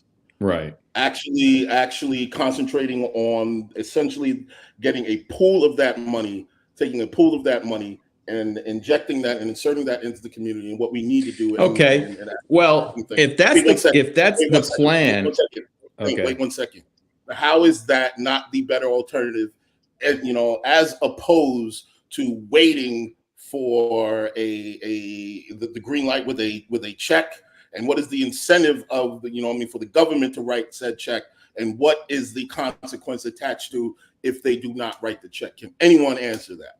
Okay, so first of all, if that's the plan, then yes, I would say you would have to have some kind of a plan to have almost like a Black City type thing, where you could use those funds. But my thing is, why does it have to be one or the other? It could be both. Because what people tend to forget, and nobody but George on here, and George, I'm taking a shot at you. You might know that, you might be aware of this as well. But it's not just slavery. The biggest factor of generational wealth was the housing. And we all know that redlining happened. We all know that pressed housing markets. They weren't able to pass generational wealth. These things happened within the last 70 years, right? So to me, things are owed. You gotta make that right. So I don't know why it has to be one or the other. You should have pressure on the government to right wrongs that were written down. They were there. Then No Saint, you just opened the door for something. Yes, he did. So what about 1965, the Great Society? Was that the reparations right there? Where they had welfare programs, but that wasn't specifically for Black people. That was for. But still, that was really for white people. Oh, yeah, you're right. You're exactly right. But they did. But is that because I'm thinking about where I'm coming from. No Saint is, let me just say this from the outset. I've said it before, but I'll say it again. I agree with reparations in principle. It's completely with you guys. It's just the mechanism of how you're going to do it where the hang up is. But I'm going to come from the perspective of, some people will say, hey, look, even though, these government programs that were stood up primarily were intended for white people and all that, and in terms of absolute numbers, they benefited, but it also went to, minority communities and this and Okay. that, the trillions and billions and all that. So weren't they, we gave them the hand up, what did they do with it? So you can't say that is a form of reparations when everybody can get it. People that weren't even due reparations could get it. So you can't do that. What you can't, but listen, if this government wanted to, if we wanted to right the wrongs of the housing, what they did in housing, then they would guarantee that neighborhoods that were primarily Black neighborhoods and Latino neighborhoods, those housing values we propped up by government guarantees. You could do that to where the house. So in other words, if someone moves into the neighborhood, like back in, say, Roosevelt, it was an all-white neighborhood, and all of a sudden they started letting Black people go in there, and selling, and all of a sudden all the white people left, and the property value dropped down to nothing. You couldn't even sell your house for what you paid for it. So you can guarantee those things. There's certain things you can do. It doesn't have to be a check. But all I'm saying is to sit there and act like, I'm not going to be that person to say, oh, well, let's just forget about it because, there's oppression and there's prejudice everywhere. To me, I feel like if things were done wrong and we have paid out to other groups of people that have been done wrong to, then let's work at it from different angles. It doesn't have to be either or, Haran. It doesn't have to be either or, but it doesn't have to be checks either. Hit that like for me, Donald Kersey. My mother wasn't a whore like your mother. Ooh. So I actually know who my father is. I'm sorry. A lot of you had whores for mothers and then you project that on the world.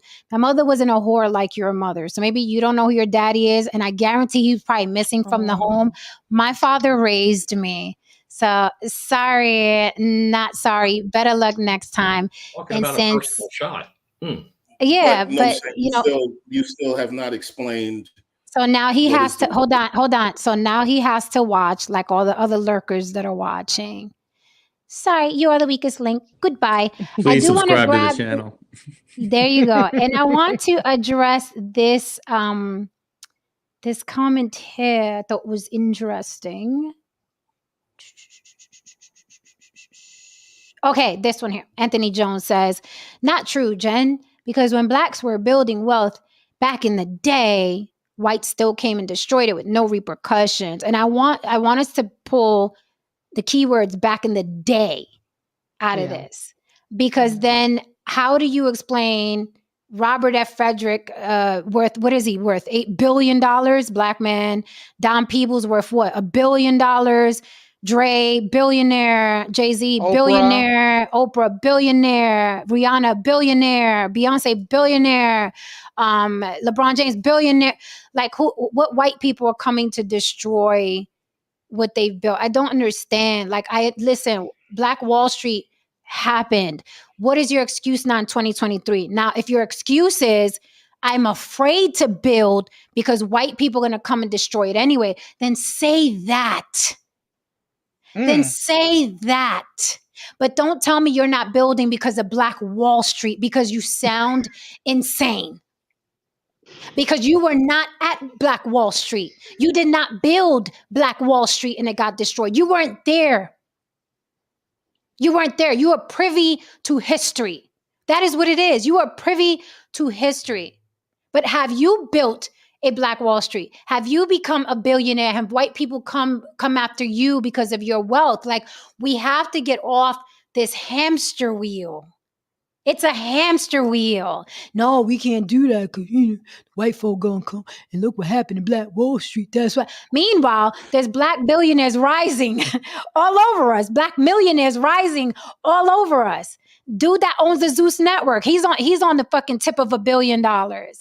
You have to let go of fucking Black Wall Street. Let it go in 2023. It happened. It was a travesty. It was absolutely fucking horrific. It was despicable.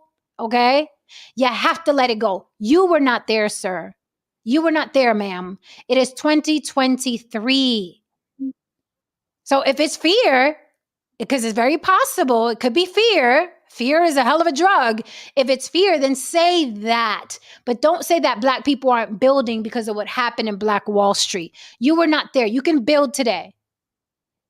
But if you're afraid, then I understand. Because fear is big for a lot of people. But I can't.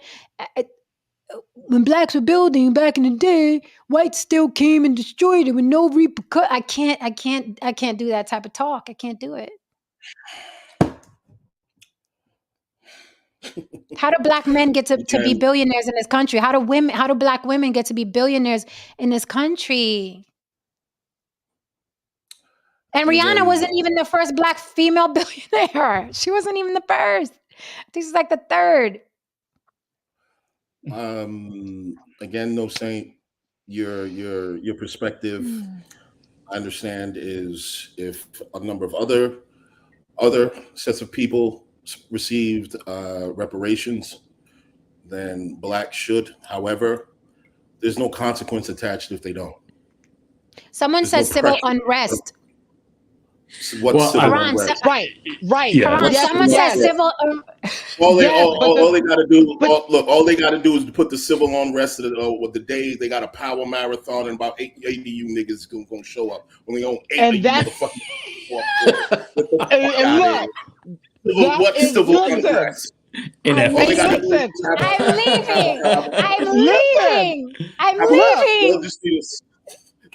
They just What need happened to be a to sale at Macy's, and you niggas ain't showing up for shit. Get the fuck What happened out to of NFAC? or Super Bowl or a Super Bowl gonna be on. Or remember we were supposed to boycott the NFL. They forgot. They forgot. Because remember Beyonce was on that year. Stop it. They wasn't. We wait for next year, or the one after that. But see, that brings me back to the point I was going to make. Why haven't there been pressure on the government? It's because we aren't united enough to even cause that kind of pressure. We can't even stick to a boycott or get on the same page or. But I don't know. It's just I don't know. It's a mess. Wait a minute now. Farrakhan got 1 million people to show up, same place, same time. Right, but that was 1990 something, right? So much we have become so much more divided since then, right? So the Blacks of the 90s are not the Blacks of 2023. The Blacks of the 90s were not the Blacks of 1963, right? That's so we have devolved over the decades. True. So I'm just saying. That's a good. Hold on. That fucking point right there is so important because back in the 90s, even with hip hop, you know what I mean? Even with Public Enemy and you know what I mean? All the cats that we like, even back then, you would never heard a Black person fix their face to divide Africans, Jamaicans, Korean. You would have never heard that. And with the explosion of social media, you got clowns like Auntie Tariq Nasheed dividing all these brown people of color. They would have beat his ass back in the 90s. They would have beat him bloody back in the 90s. But now he gets to live on social media. You're so right, Lily. That's such a fucking good point. Everybody's divided now. Everybody's gone. Mm-hmm.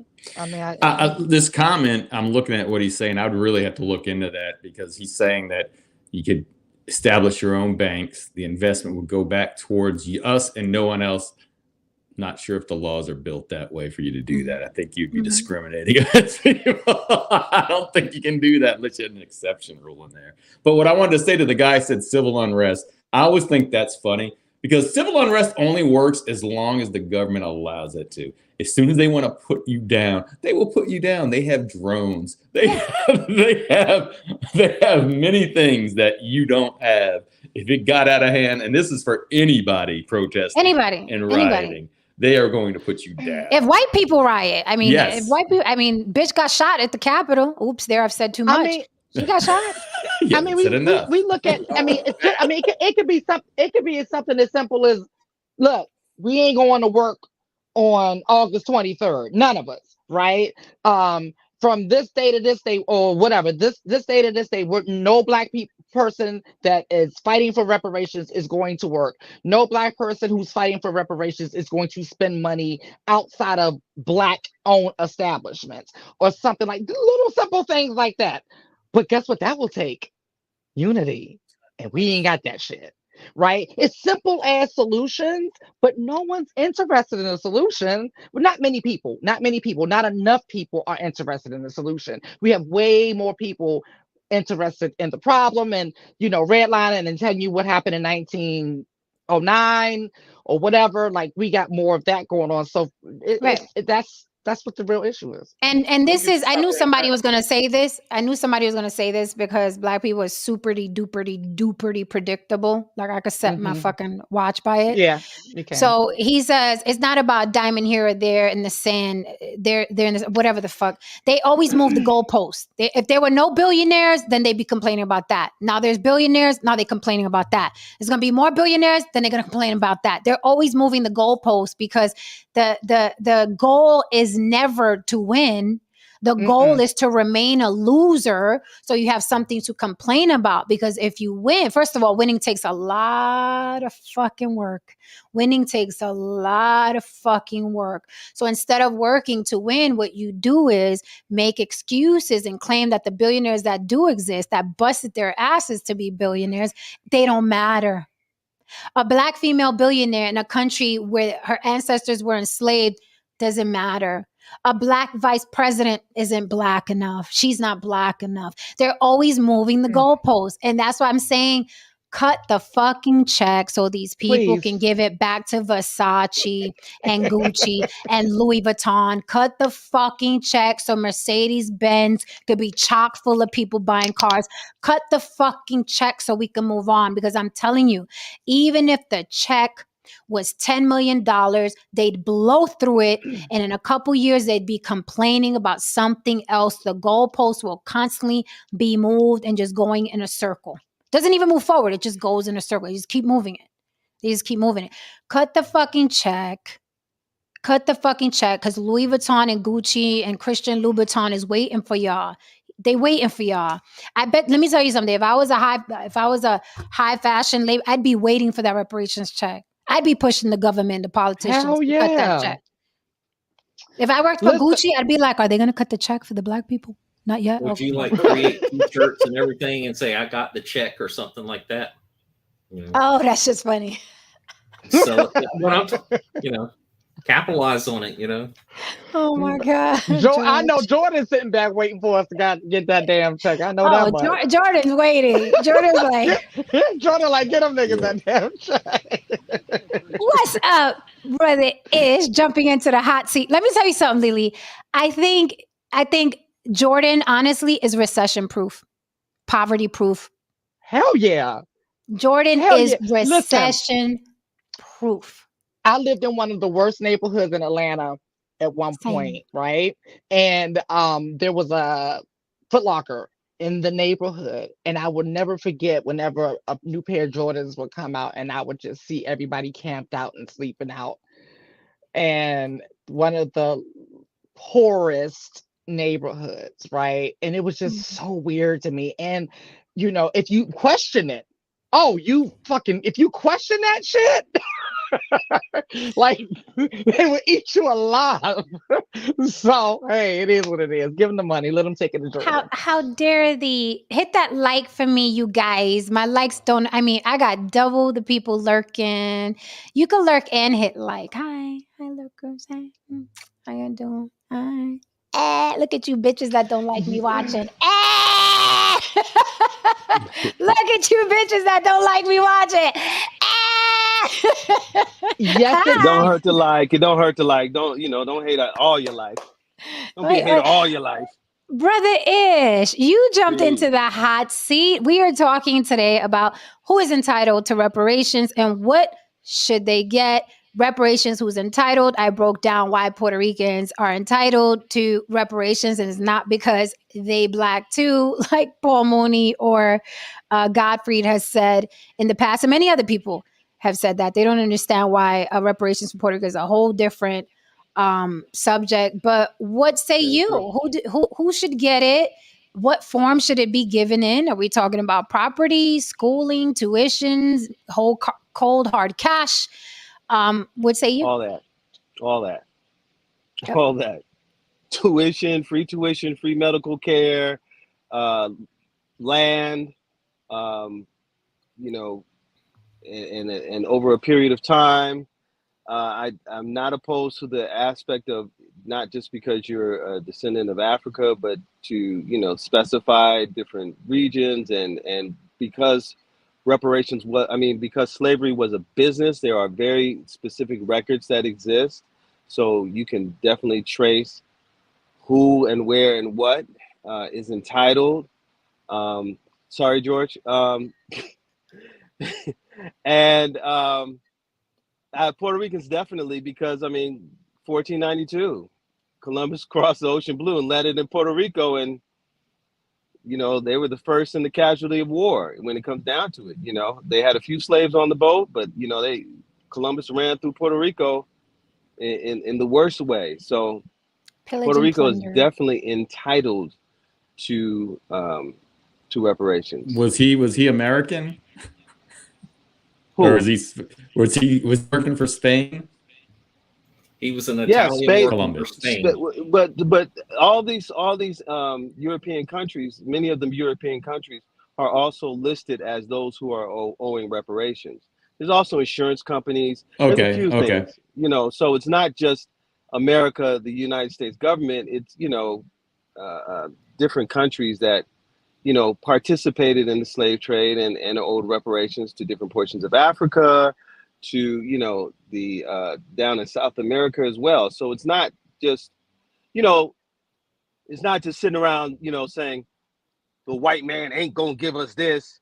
Like, reparations has been provided for many different groups and cultures, and if we don't feel that we're entitled based upon having one of the worst experiences in human history, and if we don't stand for it, or we concede to, oh, we're not entitled to it because of our because of the Pookies and Ray Rays in our society. The Pookies and Ray Rays exist primarily because they're descendants of slavery.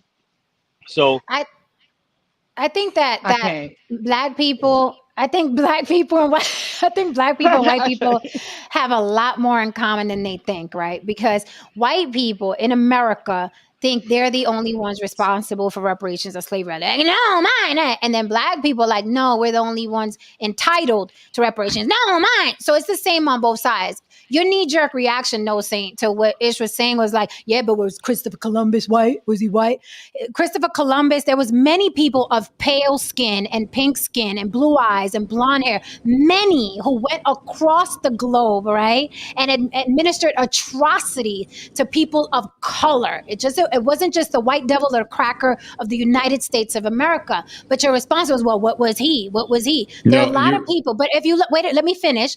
If you can look up the 7 atrocities done to Puerto Rico by America. Okay, America, the powers that be back in the day, all the way to today, are a bunch of fucking criminals. Okay, and they've been oppressing, enslaving, absolutely, pillaging, and plundering people of color since they came out of their fucking caves. Okay, so it's not just, it's just America. There are a lot of people that are owed reparations. That is why I wanted to have this stream. However, if we just leave it to America, speaking of Puerto Rico and Africa, America itself has committed so many crimes that we take years. It take fucking years for us to cut through all of that before we figure out, wasn't Christopher Columbus Italian? Then maybe Spain owns some shit. Before we even get out off this country where we live, before we leave our soil where we live, and what about the Spaniards owe and the Europeans owe America? The list is fucking, it goes on forever. 7 atrocities, okay, in Puerto Rico by America, not Italians and not Spaniards, okay? So trust me, we are chock full of criminals here before we get on a boat to go anywhere.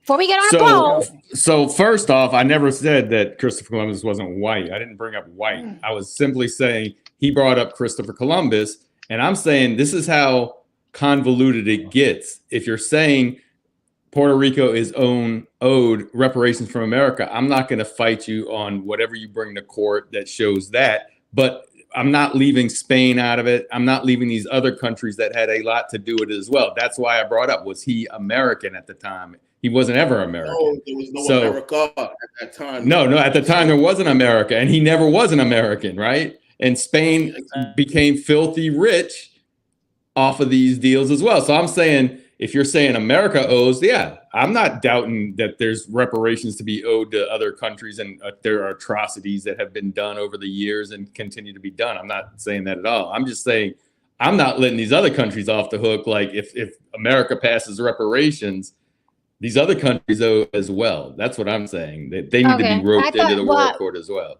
All right. So since you said that, I thought you were trying to absolve America or divert or or do one of like a lot of people. What about them over there though? Forget them over there. When here, it's mountainous what America owes people of color in general, not just Africans, not just Puerto Ricans, and it's mountainous. So before we go figure out what Christopher Columbus's DNA is, mountainous in America. We could do a whole channel just off that alone, right? Literally a whole channel, just a channel. Make it a topic. And then, do we include the descendants of Black slave owners? Do they have to pay back something? Like, would you be like running down to the reparations building, be like, "Hey, y'all, I'm here to get my high." Hence the anyone that profiteered off of slavery should owe some form of reparations. You know, if you can pull the records up and you can trace the economics, anyone that profiteered off of slavery, if that's what we're dealing with, should should contribute that portion to reparations. Bottom line. Okay, so is there if we're gonna constantly harp on that, is there a plan to put pressure on America to actually go forth with that? Is there? There is a plan. There is a plan. There's a reparations organization. There's multiple reparations. I'm not talking about an organization. I'm not talking about an organization. You know what I mean? Well, you have to talk about an organization because they have to be. No. I'm talking about an actual situation that's putting pressure and a goddamn consequence on America if they do not comply. Is that going to happen? Well, there was. Check this out. Hold on, Ish, before you respond. I also pulled this out of the reparations hat. It says, Asian American woman steps down from post after Black leaders blast Minnesota City's council for selecting her to lead reparations commission. So an Asian woman was put in place to lead the reparations commission, and Black leaders got together and said, fuck off. Not you, lady. Man, I think that's the worst thing they could have done. Why? Because Asian people know how to get things done. See, here we go. And they're good. And they're good at math. This is the point that I'm making here. You know what? Have to depend on somebody. You know what? You see? No, sir. No, sir.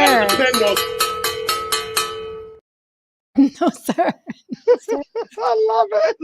No, sir. He just said Asian Americans are good at math and the Black people fucked up throwing the Asian lady out of the reparations commission. No. What is happening? What is happening? No saying. I'm sorry. No saying. See, I keep telling you, you're part of the alphabet squad. We know that's where you are. You know what I'm saying? We haven't figured out if you're FBI, CIA. But what do you think about this response? Because I understood. I wasn't thinking about what No Saint just said. I understood there. But listen, the more you know, right? The more you know. It says the protesters were clear that this was not a personal attack against Lore the Asian, right? But an important marker for the Black community. It's not about the person. It's just that we need someone who has lived the experience, knowledge of reparations, knowledge of the racial wealth gap, and how it impacts the descendants of slavery who reside in St. Paul, Minnesota. And that's why we wanted her out. And she is now not there. They said, we're not going to stand for it. And that's what was declared at the protest. So she is gone. And I guess they replaced her with someone Black. And so what happened after that? Did they get reparations, or what happened? No, it's still simmering. This just happened. This is August 28th. This just happened August 28th. Okay. Oh, This literally year. yesterday. Well, we'll give it a year and then circle back on it, see what's happened. Yeah. Okay. Okay. See, what people fail to realize is that Story starts off with a Prada bag and fraud. Maybe we should have went with the Asian. What is happening? What is going on here? So if you know anything about the reparations What is movement, happening? Cobra has been a very active group in relationship to doing the research and doing the studies and having college professors that were actually doing a thorough study on this whole of all the parties involved, all the different companies that made money and profiteered, and generational wealth that was established. So it's not, when you're talking about, it's not just, like some crazy naughty head dude saying, I want our money back. Like, this has been, a lot of brilliant thinkers have sat down and approached this whole reparations issue, and it's been placed in Congress. There's a bill that's been set up and by Senator Connors from Chicago. So all that is in the process when it comes to it. And when you say what are the consequences, I mean, if we're able to collectively as a people really get behind the movement of those who are skilled and are educated and informed in this process, the same level of protest and burnings and all the things that have happened should really come behind that. Like, if we're not going to get our reparations, you ain't gonna have shit around you, because we're gonna tear it all up. So my issue is you said the word if, right? What's preventing us from getting together and making this happen and getting on one accord and saying this is what we're going to do if we don't get this? First, we haven't even figured out what it is that we're fighting for, but once we figure that out, now this is going to be the consequence. What's preventing us from getting together and sticking together to implement those things?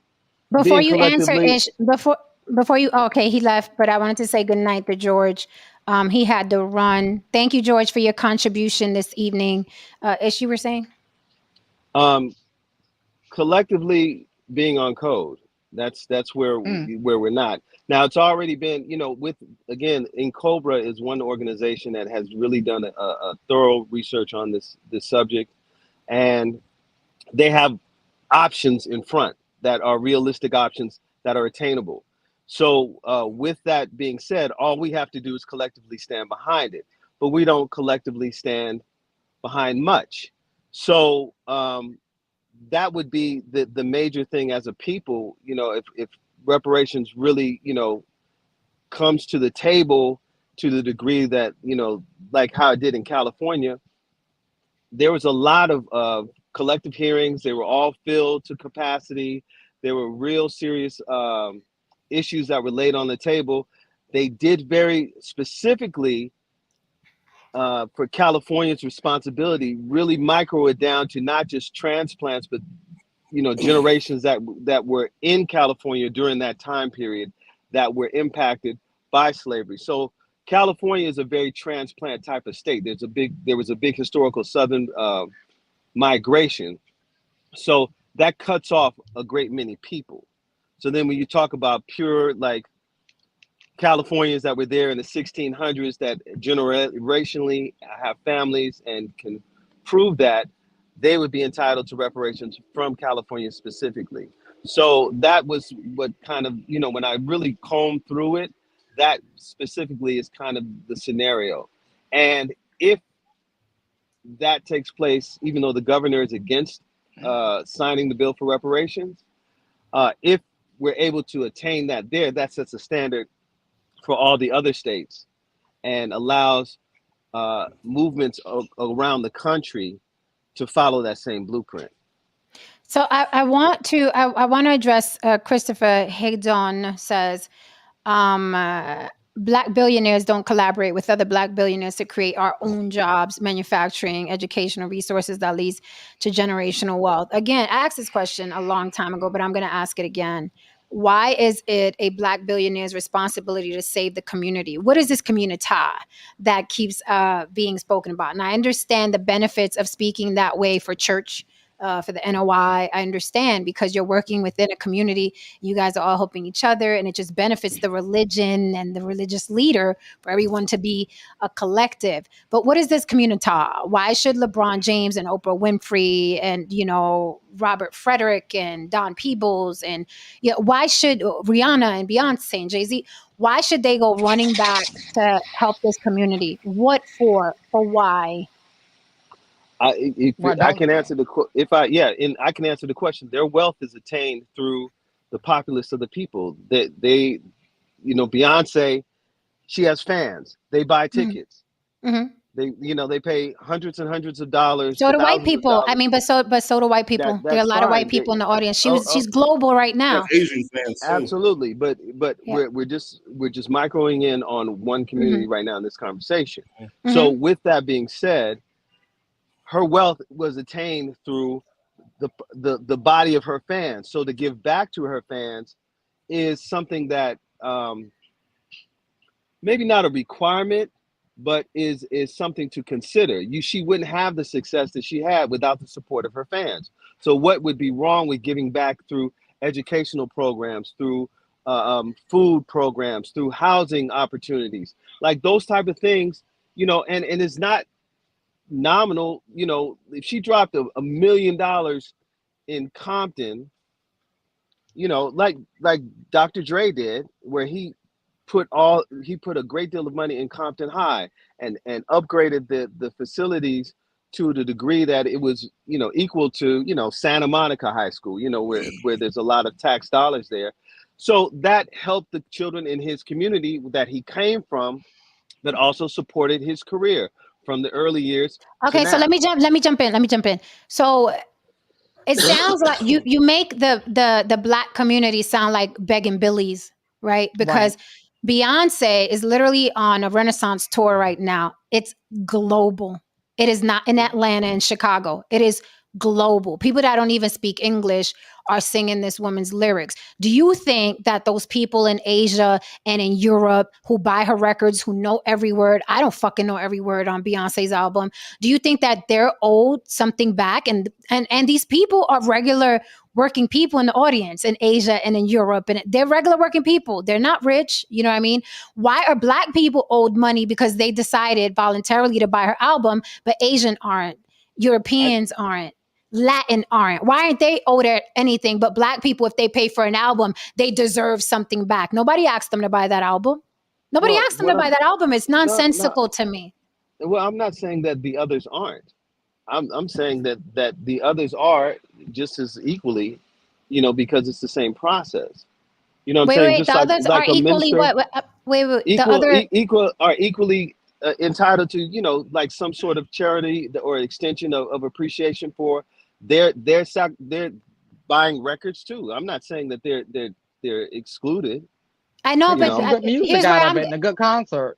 Right. I mean, they're literally paying for the entertainment. They're not sacrificing their lives or their sweat. They're not working for Beyonce. They decided, they got cut a check from their job and they decided to volunteer. I've never bought a Beyonce album. I don't have a dog in a fight.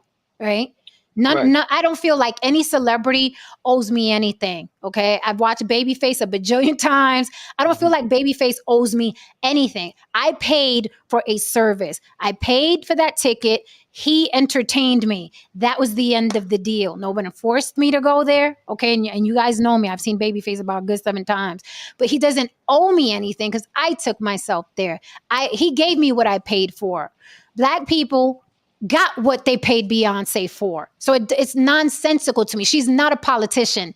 She's an entertainer. If you're voting for a politician, it's like, well, I'm putting my trust in you and my vote for X, Y, and Z. But an entertainer, you are literally getting what you pay them for, which is their entertainment. So it doesn't make sense to me that she should give back specifically to Black people because they put her there. That sounds a little wonky to me. Does I mean, Jordan owe the community? at the end of the day, Beyonce They is a said person with a they said job, he did for a and while. Beyonce is a person with a That's true. He job. did say that. So does like every Black person with a job owe it to the Black community to give back to the Black community? Because there's so many successful Black people. Beyonce happens to be one of them, but she's just one of the most visible ones. So it's always with the visible wealthy That's true. Blacks That's that true. they get this pressure of having to take care of Blacks, while other Blacks who are not as visible, they don't get that type of pressure. It's just really weird how we deify and put Black celebrities into this weird space. They're just people with jobs. Their job is entertainment. They entertain you. You pay for the entertainment. They go home. You go home. Let me ask you this, Um, Ish. Do you think that Robert F. Smith owes the Black community? I don't know who Robert F. Smith is. That's Lily's point. That man is worth $8 billion and he's Black. And he's an American. But Well, no one is saying that he owes the Black community. It goes back to what Lily said, because Beyonce is visible, because Jay-Z is visible, because LeBron James is visible. People think, oh shit, well, now I know who has the money. They over there, because they rap about it. And she said, some shit goes down when there's $1 billion in the elevator. She got $1 billion. She owes me some money. It's because they're visible, which shows to me a hypocrisy, right? And people are full of shit. Robert F. Smith is a Black American and he's worth $8 billion. Why aren't people beating down his door? Same thing with Michael Jordan. You went out and bought every fucking edition of the Jordan sneakers. The man doesn't owe you shit. He gave you what you paid for, his sneakers. I do not understand. so let me present I this never as bought a pair of Jordans, by the way, for the record. Not me. okay. They always say Neither stuff did about Oprah. neither did I. But I would say this in relationship to that: many different groups, many different people take a cultural responsibility. There's a historical phrase called racemen that exists as far as identifying individuals who are saying, "Hey, I'm working. I'm about the upliftment of our culture or my race or my people." So you have individuals that carry that responsibility innately. So when you look at the Jewish community, Leor Cohen, he gets a phone call, and he mentioned this on VH1's Behind the Music, and says, "Be a good Jew," and it was dealing with the issue between Public Enemy and some of the statements that Griffin made in relationship to that. There was a cultural responsibility that was placed upon him in relationship to his background, his belief, who he is. So many different cultures do it. Many different cultures say if you're successful in our culture, that you should be the one to reinvest into our culture to produce more success from the culture, because no other culture will do that unless they're being predatory. So when you look at individuals that we see visibly, of course, those are the easiest targets. But you're right. Somebody like a Mr. Smith should be someone that says, "Hey, I will reinvest. I will be an angel investor. I will help uh, um, schools that need the support so that we can produce more intelligent children, stronger community, and empower a community that I come from." There's a sense of responsibility attached to that, so I don't see anything Let wrong me, with that. okay, but here's the thing. Here's where I think it's wrong, okay? And you missed it earlier when I said Black people have the biggest hard on for Jewish people on the face of the earth. Like Black people, it's like, for Jewish people, their hard on is like, it's mountainous. It's like fucking the Empire State Building. Their hard on is so big for Jewish people. I don't know why the continuous and constant comparison. I was talking about this the other day. Y'all are not Jewish. Y'all will never be Jewish. Now, a couple of people jumped in the chat and said, we are the original Jews. It means squat, because you didn't do anything with being the Right. original Jews. You didn't do a fuck about being the original Jews. I don't even know why you say it. I'd be embarrassed to fucking say it. You should stop fucking saying it, okay? So here's the thing. when you're talking about someone like Lear Cohen, be a good Jew. Black people do not consume. They do not spend. They do not treat each other. They do not come up with each other. They're nothing like the Jewish people. So when you say, well, look at what Lear Cohen did, it's like you're acting like the stepchild. You are not the biological child. You will never get treated like the fucking biological child. Like, to me, it is fucking asinine and delusional. When you look at how the black community spends money in their community in comparison to the Jewish people, how dare you fix your mouth to say, well, look at what Lear Cohen did. When the black dollar lasts how long? A couple hours in their community? A couple hours in their community. So you really want to compare yourselves to the Jewish people? I think you must let go that you are not Jewish. You will never be Jewish. You don't think like them, spend like them, build like them, collaborate like them. Y'all are not that, right? And I feel like if the black community made something for themselves, a way to spend, a way to live, develop a culture that's their own, instead of let's be like them. You will never be them. You will never be like them. It is stupid to keep bringing them up. You are not them. So Jewish people do not do a line 3 blocks down for a pair of rubber sneakers made in China. Culturally, you are not them. You are not them. I don't understand why you don't let it go. You are not them. So let me respond to that. Wait, really quickly, commercial break. Thank you for the super chat. David Dillon says, the topic of United States reparations is moot. No clear objectives. We don't know what that even looks like. Congress will never pass it. Sorry, whatever emoji. I just need to say And you something. can address that. So let me just respond to that. Let me respond to the super chat. To the super chat. Let me just respond to the super chat. Well, wait. Let him respond to the super Hold on, chat. Haran. Let him respond because I just went off about the whole Jewish thing. To super chat. So Now I don't, and we'll talk about the Jewish thing we can, but I'm just going to respond to the super chat. There are clear objectives. If you look up in Cobra, CORBRA, there are clear objectives when it comes to reparations. Do your homework before you just start doing discounting. Go ahead, Haran. Look, listen, you don't have to press fucking Beyonce or LeBron or so on and so forth. I just said press the fucking black church. Why don't you press the NBA? Why don't you press Nike? Why don't you press BET? Why are you on the neck of one fucking person? I agree. Climb on the neck of one fucking person is some cowardice shit. When you can go after a whole fucking conglomerate, you know what I mean? Absolutely agree. That's some ballsy shit, but you won't do that. A lot of you won't do that because it's easy to come on the neck of one black person who, at the end of the day, is just a rich employee. Oh, I absolutely agree. I concur with that. Alpha Omega says, go ahead. Communists don't believe anything belongs to Beyonce. It belongs to the people. Okay. And he does. Thank you for, he absolutely does. Robert Smith does kickback. He does a lot. But, it's just this, to me, it's silly. Black people constantly, I'm telling you, they aren't biggest hard on for Jewish people I've ever seen. Just a hard on. Well, when there's so many things that you should be concentrating on where to get money. The black church has, it's like the black church, and we're talking about, it's like, no, Beyonce, we made her famous. We put her there. No, you fucking volunteered like a fool to make this woman rich. And now you want her, now you mad at her because you made her rich. That doesn't make sense to me. Well, let me say this. In relationship to the look Jewish at the thought process. I'm mad at you because I made you rich. I can't understand a lot of the thought process. I just sit back and I just. And I'm not saying that we should be, sticking up Beyonce or whatsoever. I'm just saying, like there are things that people have done for their communities that they came from. That gave Dre as an example. Diddy has a school in Harlem that he puts money behind and he visits periodically. So there are, different entities that have done that in giving back to their community to facilitate the needs that may not have been met by, the institutions of the government.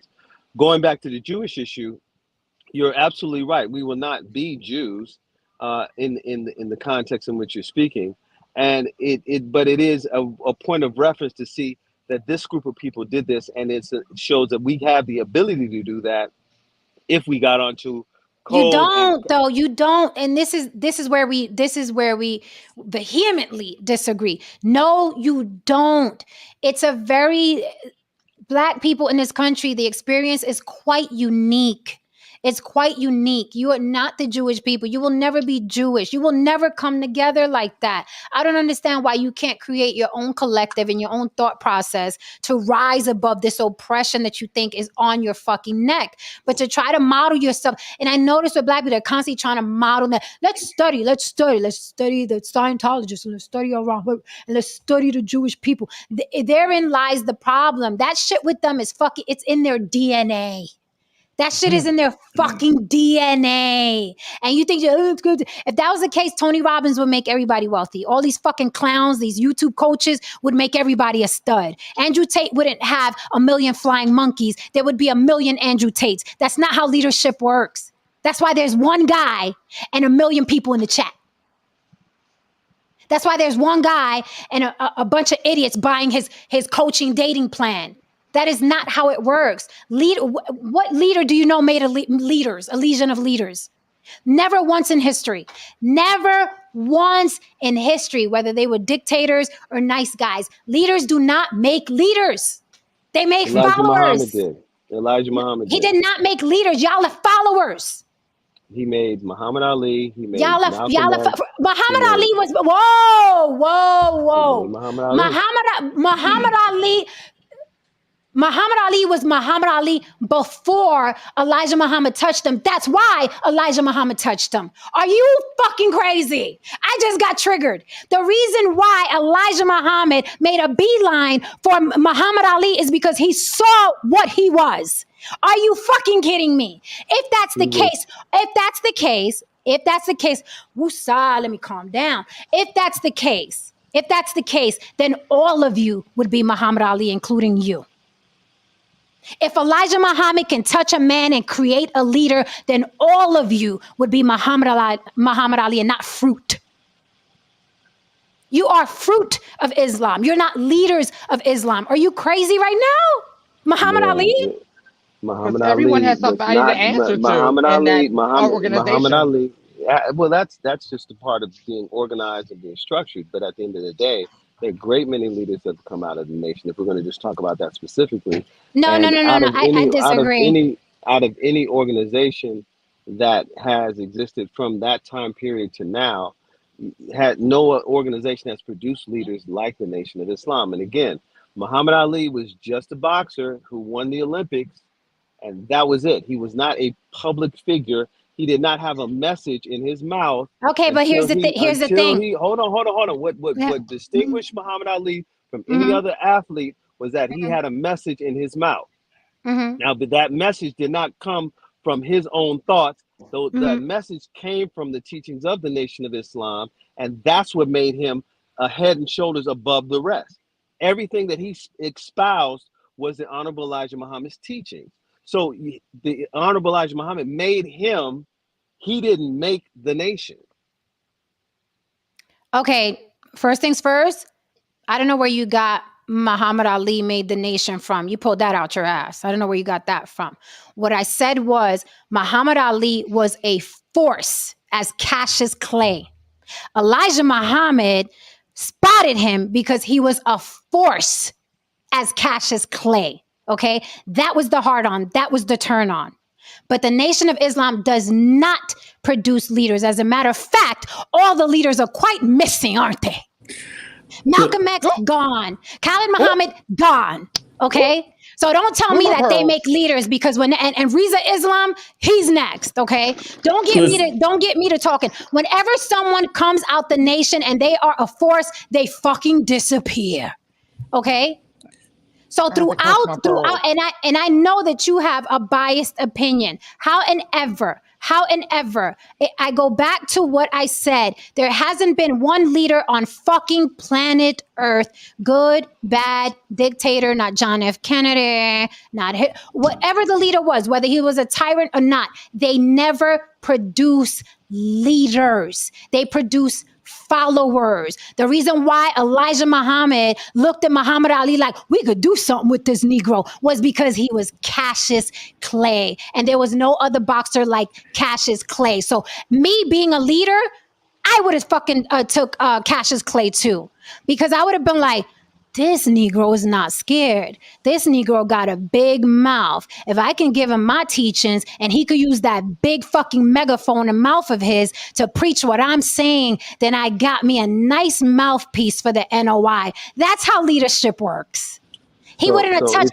So why didn't he touch any other boxer? If you know, he touched Mike Tyson too.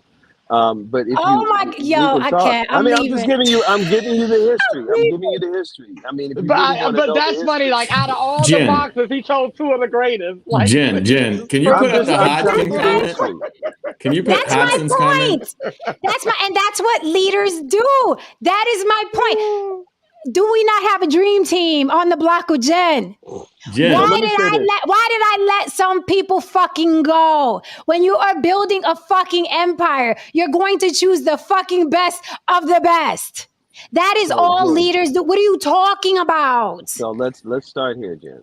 Okay. I can't believe it. I can't believe it. Jen, I need you to put up a comment real quick. It's pertinent. Jen. Hodgkin, the guy, what's his name? Hodgkin. He says the Elijah Muhammad.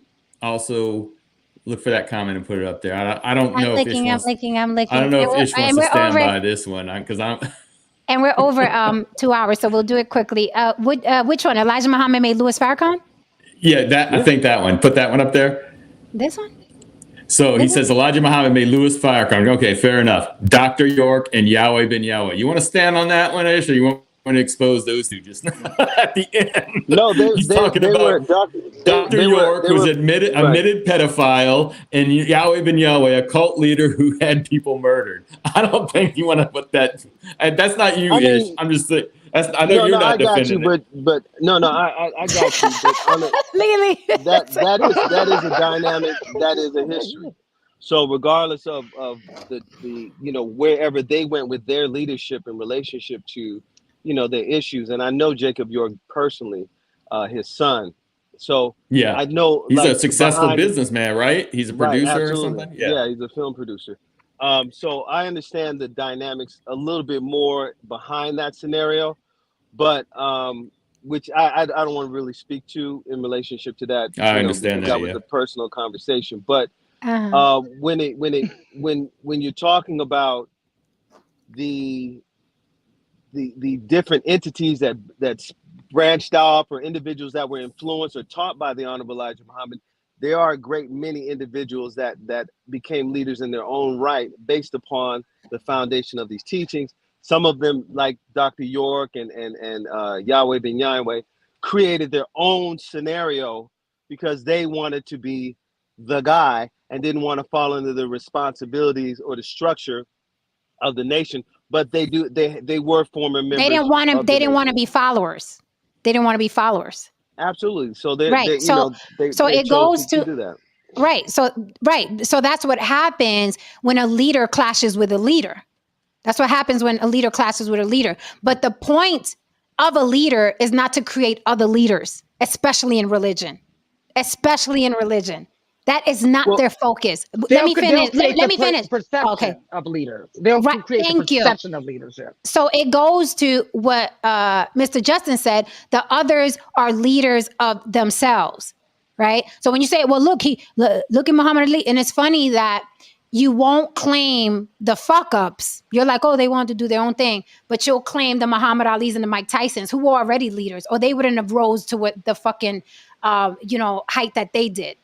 Let's be clear. Well, I claim them. I don't say that they're not. I mean, I've pointed out to even those entities within the organization, like your fearless leader was a former truck driver in the Nation of Islam. Like, so it's just a testimony for the dynamics of the elements of success that exist within these teachings in reforming Black people. That's where it comes from for me. Now, if a person is morally corrupt or has a bad moral compass, that's something that's on them. They make those choices. They live and die by those choices. Right, but that's why I'm saying, even the ones that, then Muhammad Ali, then he made his own choice to excel to the point that he did. But yet you claim it's because of Elijah Muhammad. But when they go rogue, then you're saying, oh no, that was all them. But when it's somebody like Muhammad Ali and reaches those heights, oh no, that was all Elijah Muhammad.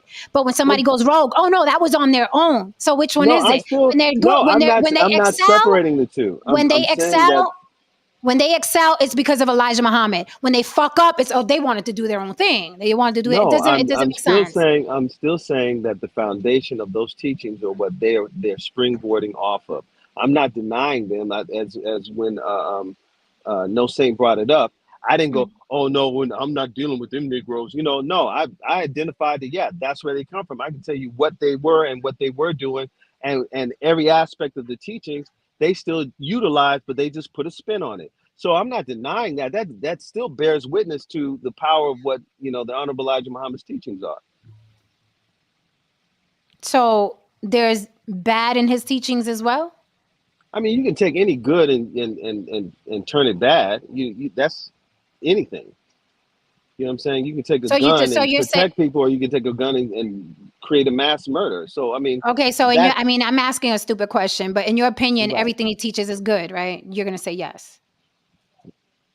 Of course. Of course. You must. I get it. It's not that I must. I choose to. You know what I'm saying? And you have to understand that beyond just the quote unquote the religious dynamic, it's Islam is technically doesn't perceive itself as a religion. It's more so a way of life.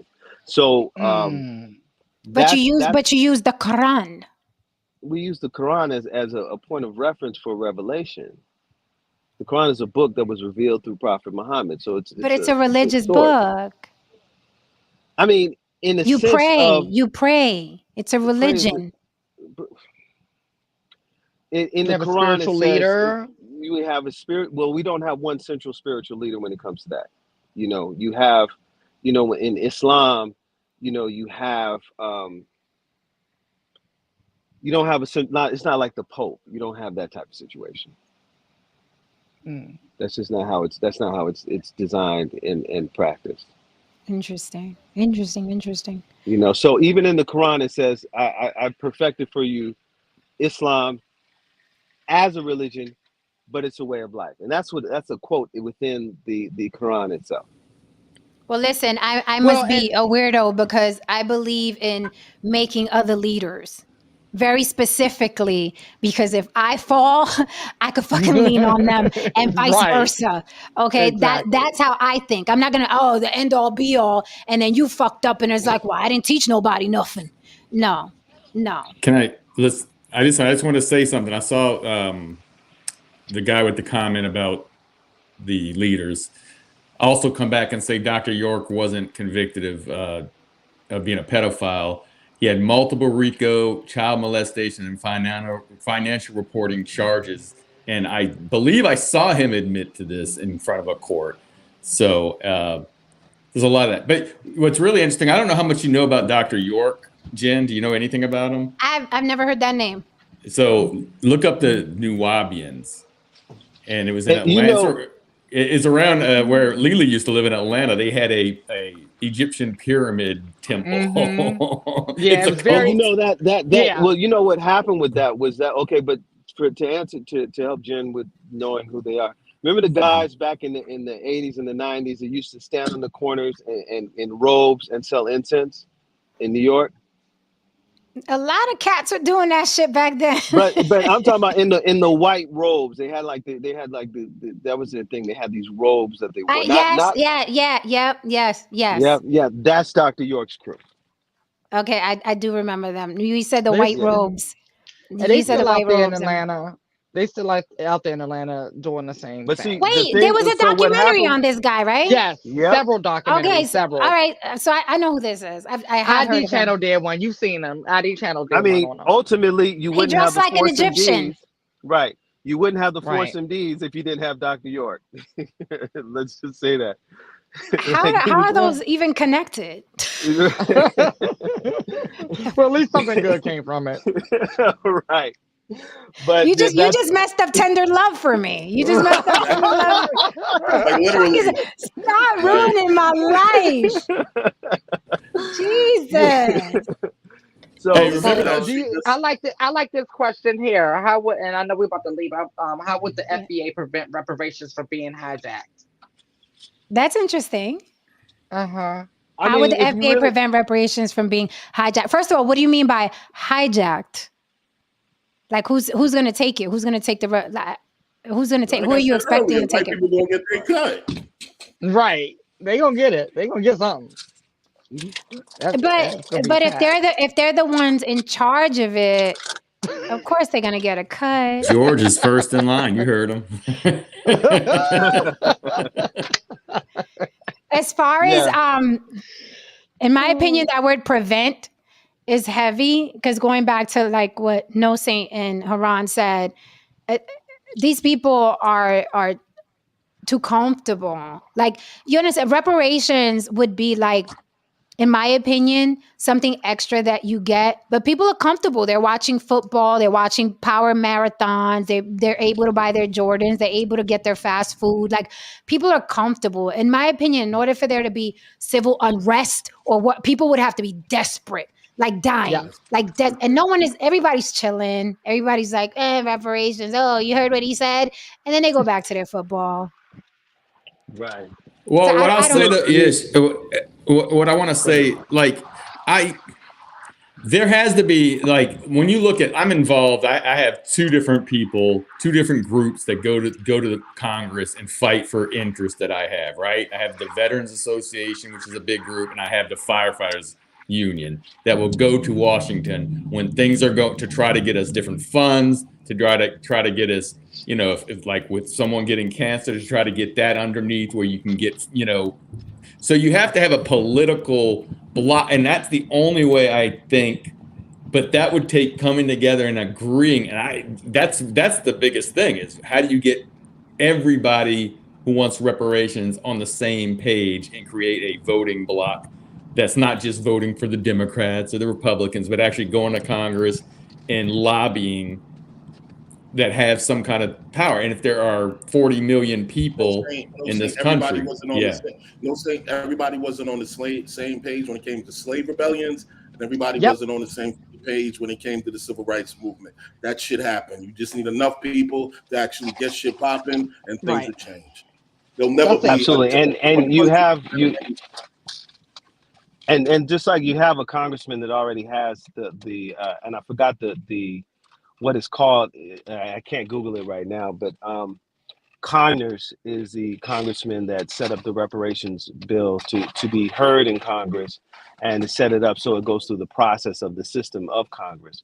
So there are politicians that are there that are behind it and in supportive of it that are doing that portion of the process, and then there's the other activists that have done the research and are inspiring the masses to get behind the whole deal. So Cobra is one of the more credible and legitimized organizations that have been going and dealing with this since the 70s. Well, on that note, we're going to close. Thank you so much, everyone who contributed. Fall back for 2 seconds. I got to tell y'all something. Also, I'm happy because I'm getting 2 checks. I'm getting one for being Puerto Rican and one for being Black, according to Godfrey. So I'll leave it at that. On my 2 checks. Dos cheques, pendejo. All right, Ish, thank you so much for coming up and contributing and standing 10 toes down on your beliefs. We will see you again. Come back whenever. Mi casa, su casa. Thank you so much, chat, for holding me down. And thank you for the super chats. And I see everybody in the chat is hungry. Go get your food. And we will see you back here tomorrow. Thank you for being brave enough to, take this one on. This one is spicy. Long as we good at the end. All right, guys. Good night. Thank Peace, you. everybody. Hit that like and subscribe on your way out the door. Gracias.